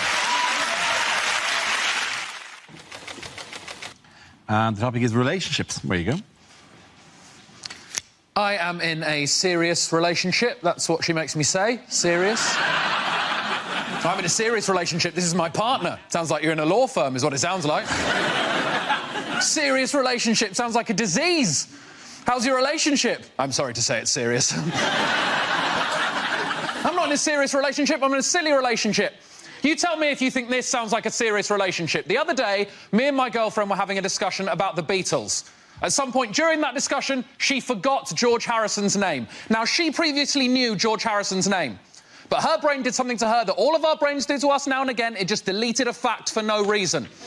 And it panics you when that happens. You think, am I going mad? Am I going senile? You go on a spiral of panic and worry, and I could see she was worried. And any good boyfriend in that situation would have told her George Harrison's name, and I am a good boyfriend. But I am a better comedian. So what I chose to do in that situation was write down every guess that she took at George Harrison's name. I have memorised them, and I'm now going to recite them to you, the good people of Mock the Week. Here we go. Guess number 1. John, Paul, Ringo, John. There it is. She thought there might have been 2 Johns in the Beatles. Maybe the Beatles were a double John band. And as if we'd remember them in that order, we wouldn't go John, Paul, Ringo, John. We wouldn't bookend it with Johns. It would be John, John, Paul, Ringo, John, John, or Paul, Ringo and the Johns. She knew that was wrong immediately. I squawked in her face. Guess number 2. John, Paul, Ringo, Joseph. Hello, Joseph. What are you doing in there? I didn't realise the Beatles were a nativity-themed band. 3 guys with 60s hairdos, 1 child with a tea towel tied to his head. Again, she knew it was wrong. I was on the floor already. Then her brain gave her a little free pass, gave her a clue, gave her the surname. Thank you, brain. John, Paul, Ringo, Tony Harrison. Oh, Tony, you're not part of this conversation. Please remove yourself from the vicinity immediately. I said, you're half right. You're half right. I promise you, her next guess was Harrison Ford. Thank you very much. Bravo. Very good. The first subject is exercise. Who wants to come in on that? Ed. I ran the London Marathon this year. Thank you. That was an absolutely amazing reception from you guys. Thank you very much. There was an awkward pause. 2 people thought, I better fill that and go, ooh, and the rest of you collectively just went with, well, we could not give a shit. Thank you very much. We saw that on television. Thousands of people did that. Also, it was in April. How about you? Move on with your life. Also, of course you ran the London Marathon. You are a white middle-class man in his early 30s. That's what you do. And you're right, that is the most basic first step on the most basic posh man life ever. I can live my whole life on tracks now if I wanted to. That's how it goes. Marathon, marriage, kid, sleep with the au pair, divorce, Crocs, death. That's it. Did it for charity, because I'm a great guy. And you sort of have to. The charity I did it for was a type 1 diabetes charity. Before you think I'm too good of a human being, we'll let you know that I am type 1 diabetic, so I will see that money eventually. Very much playing the long game with that cash. Didn't actually enjoy the marathon, though, for one specific reason. Every few miles, there was groups of people stood there with blue rubber gloves on, with globs of Vaseline on the ends of their fingers, like this. Now, at the time, I had no idea that they were employed by the marathon. You're supposed to run past them, take Vaseline, rub it on any areas of chafage. I had no idea they were supposed to be there. To me, that just looked like some sort of horrendous motivational technique. You better keep running, boy. You better pick up the pace. Otherwise, it's examination time. You got an appointment with Dr. Fingers. Thank you very much. And the first topic is music. Who wants to come in? Ed. I like heavy metal music. Yeah, none of you believe me, that's fine. I do not look like I like heavy metal music. I don't have a heavy metal face. I have what is known as a Coldplay face. That's what I've got. Drink it in, basic bitch, indie white man face. That's me. Other metalheads don't trust me either. I can't go to the gigs because I look like an undercover Mormon on a conversion mission. Look like I'm going to start sneaking up behind people in the crowd going, hey, pretty rockin' band, right? Yeah, you know who else was rockin'? Lord Jesus Christ, our Savior. Yeah. I love the guitarist. Yeah, love the guitarist. Look, long hair and a beard. You know who else had long hair and a beard? Right again, Lord Jesus Christ our Saviour. What's this we're all doing? Oh, head banging. Yeah, no, cool. I do head banging too, but when I do it, it's to get rid of gay thoughts. Can't go to the gigs as well, because I don't know how to do the things that everyone does in the gigs. I feel out of place. Heavy metal gigs, everyone does this. That is the sign of the beast, the sign of the devil. It shows you're part of the community.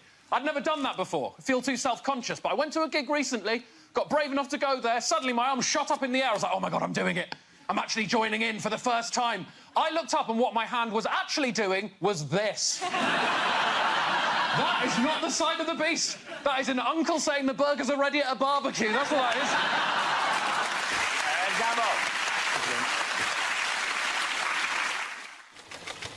The first subject is courage. Who's doing that? Ed Gamble. There it is, the traditional representation of courage. I got called a pussy the other day. You're all just going to sit there and go, yeah. But no, right, I agree with the sentiment. I don't agree with the choice of word. I think that is a wrong choice of word to use, because essentially what that person was saying is they were saying, I think you're so cowardly, I feel justified in comparing you to the vagina.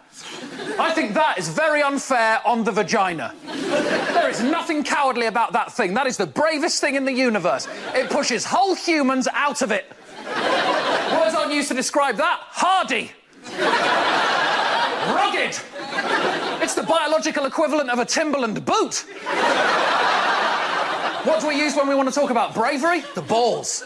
They got balls. Big balls. I think that's wrong, because I can only speak for my own balls, but they shy away from any sign of danger. Sometimes it doesn't even have to be a dangerous situation. It can just be a slightly cold bath. You're like, oh, I'm ready for this bath. Here I go down to the water's edge. They're having none of it. They're like, before they even get to the meniscus, absolutely not. Climb back inside him. Go, go, go, go, go. Don't forget the bag. Don't forget the bag. Fold it up. Fold up the bag real tight. My balls are pussies.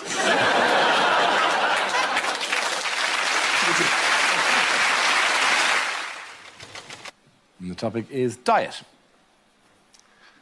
So, my last job was handing out chocolate bars in a Dubai hotel.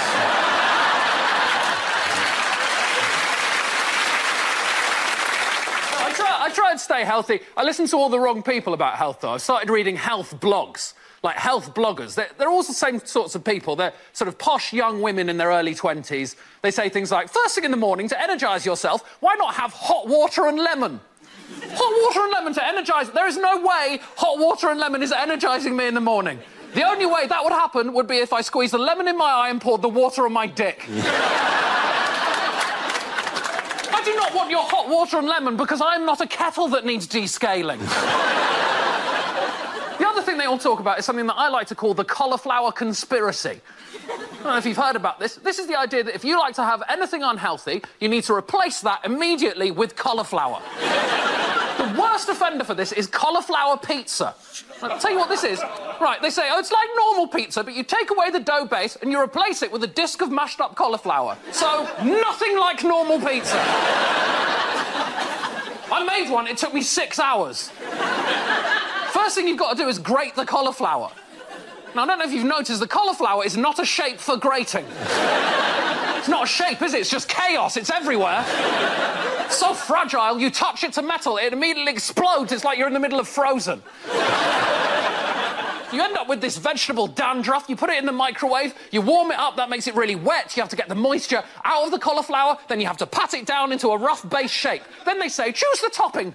Whatever you like, you can choose whatever topping you like, and I think we can agree I had lost most of my day up until this point. So I thought, I'm going to claw a victory back right at the last minute, so the topping I chose was a whole Domino's.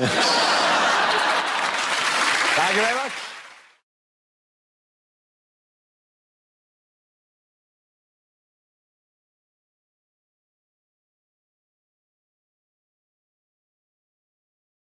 Now we come to scenes we'd like to see. So if everyone can make their way over to the performance area, I'll read out this week's topics, then we'll see what our panelists can come up with. OK, here we go. The first subject is rejected exam questions. History. Did I delete it?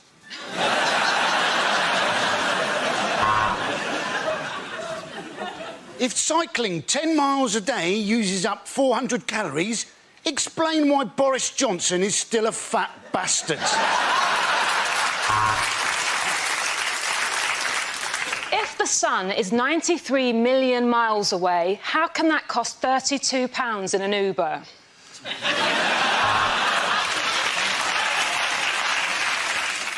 Where is Greece? Is it A, the southern Mediterranean, or B, up shit creek?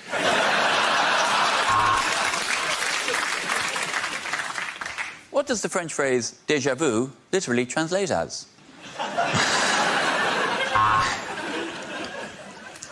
Using examples of Michelangelo's work, write 500 words on why he was the best turtle.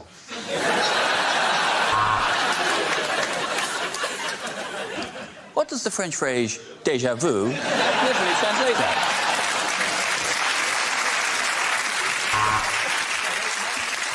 Question A. Media studies. Is it a real subject? Question B. Is it...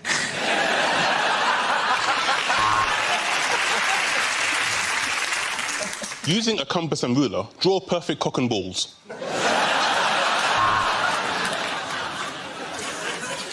Is this a rhetorical question?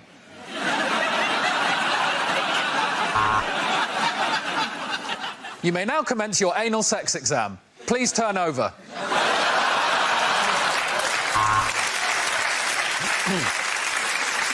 Explain how UKIP became a major force in British politics without using the word wanker.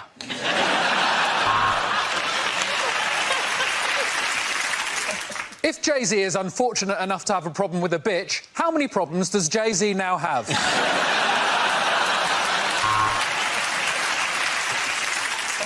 Aggravated violence, question 1. Why might you use a bit of rubber hosepipe? No marks.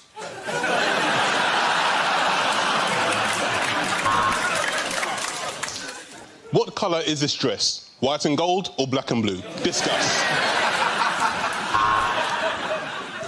If a train leaves the station at the correct time and arrives at its destination at the correct time, how cool would that be? Chemistry. Me, you. Is there any?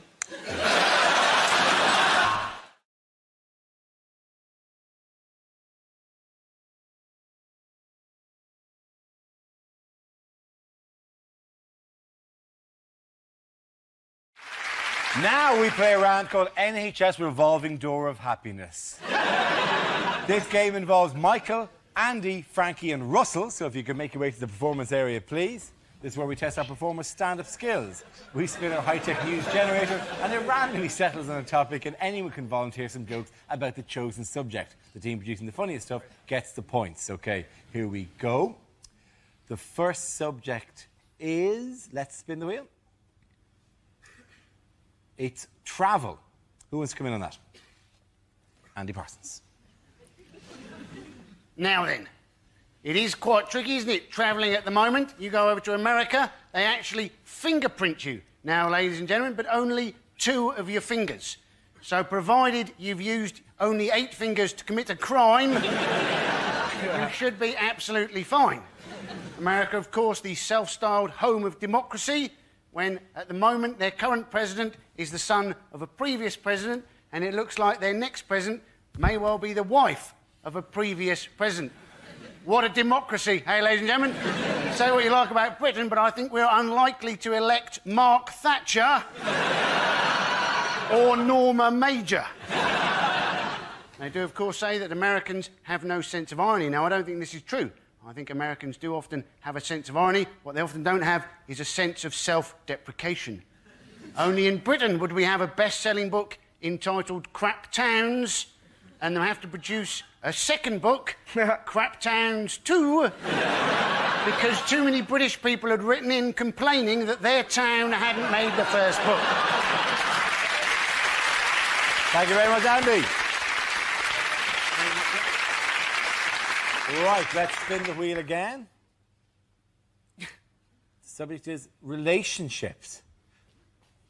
Yeah, that means relationships, that picture there. That represents all of our That looks view like an of extramarital relationship. Good. Hello. I've taken this subject.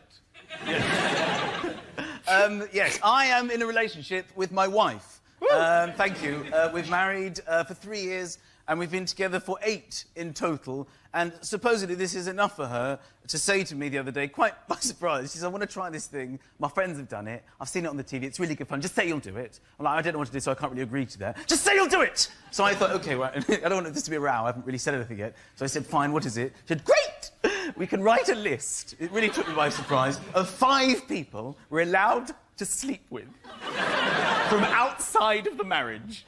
I thought, are you joking? Are you serious about this? It's really good fun! I've already done my list. OK, fine. So I humoured her, so I compile this list. She gives me her list. I just wanted to run it by you girls because I felt it was kind of predictable. There were no surprises, usual suspects. George Clooney was number 1 on the list. Brad Pitt was on the list. Justin Timberlake was on the list. She's like, give me your list, give me your list. So I give her my list. Number 1, your sister. She's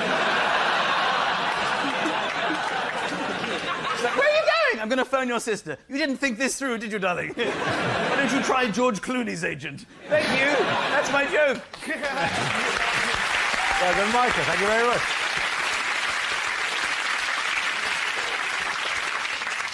OK, Russell and Frankie are left. The next topic is men's health is the next top, as represented by the knee. The window on the man's soul, the knee. Well, we've all been there, let's be honest. Jesus. And it's got quite a nice pant ferret there, which is a bit of hair. Never mind.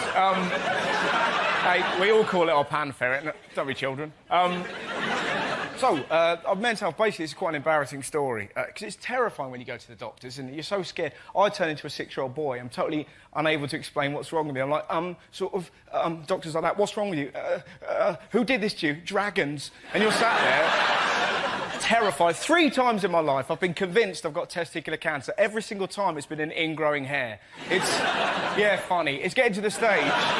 I need something terminal just to stop me looking like a massive pervert. You know, there's no way of getting comfy when you're having your balls checked, because the doctor's like, obviously my balls aren't that big. If you sat there and go, well, you do appear to have a problem, Mr. Howard. You appear to have camel's gonads. But you don't know where to put your hands, you know? You can't sort of do that or anything. I toyed with the idea of doing that firmly. I wish I'd been courageous enough just to go... But I didn't. I sat there like a timid T-Rex as my penis gently shrunk. And it's horrible, because the only good thing about going to the doctors is the ladies' magazines. You know, it's always the same. I found love in Falaraki. The most orange woman you've ever seen. Like morph in a frock, clinging on to some terrified waiter. He gives me love 24/7. Cock your own fish fingers, Darren. He's a keeper. You're literally flicking through. When you get to the middle, that's when it gets properly ridiculous. There's always some woman staring at that. There's a ghost in my womb. I was walking downstairs. It flew out me vulva. It were Henry VIII. And that's the only good thing about going to the doctors. Thank you very much for your time.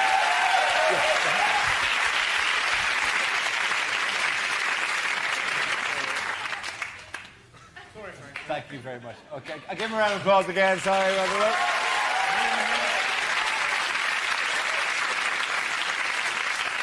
Well, now that we've comprehensively dealt with the topic of men's health, Frankie, let's see what you've been left with.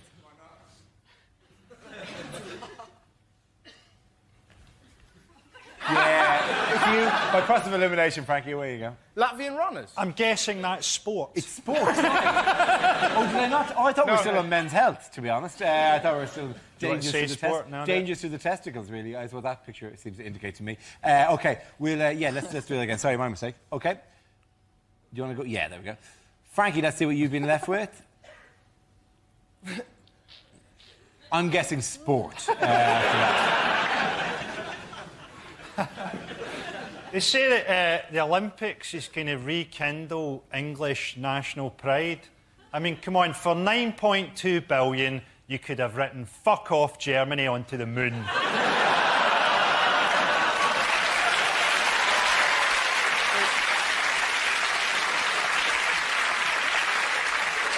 It's good they're holding the Olympics in the East End of London. It means the athletes will have to use extra skill to work out which of the gunshots they heard was the starting pistol.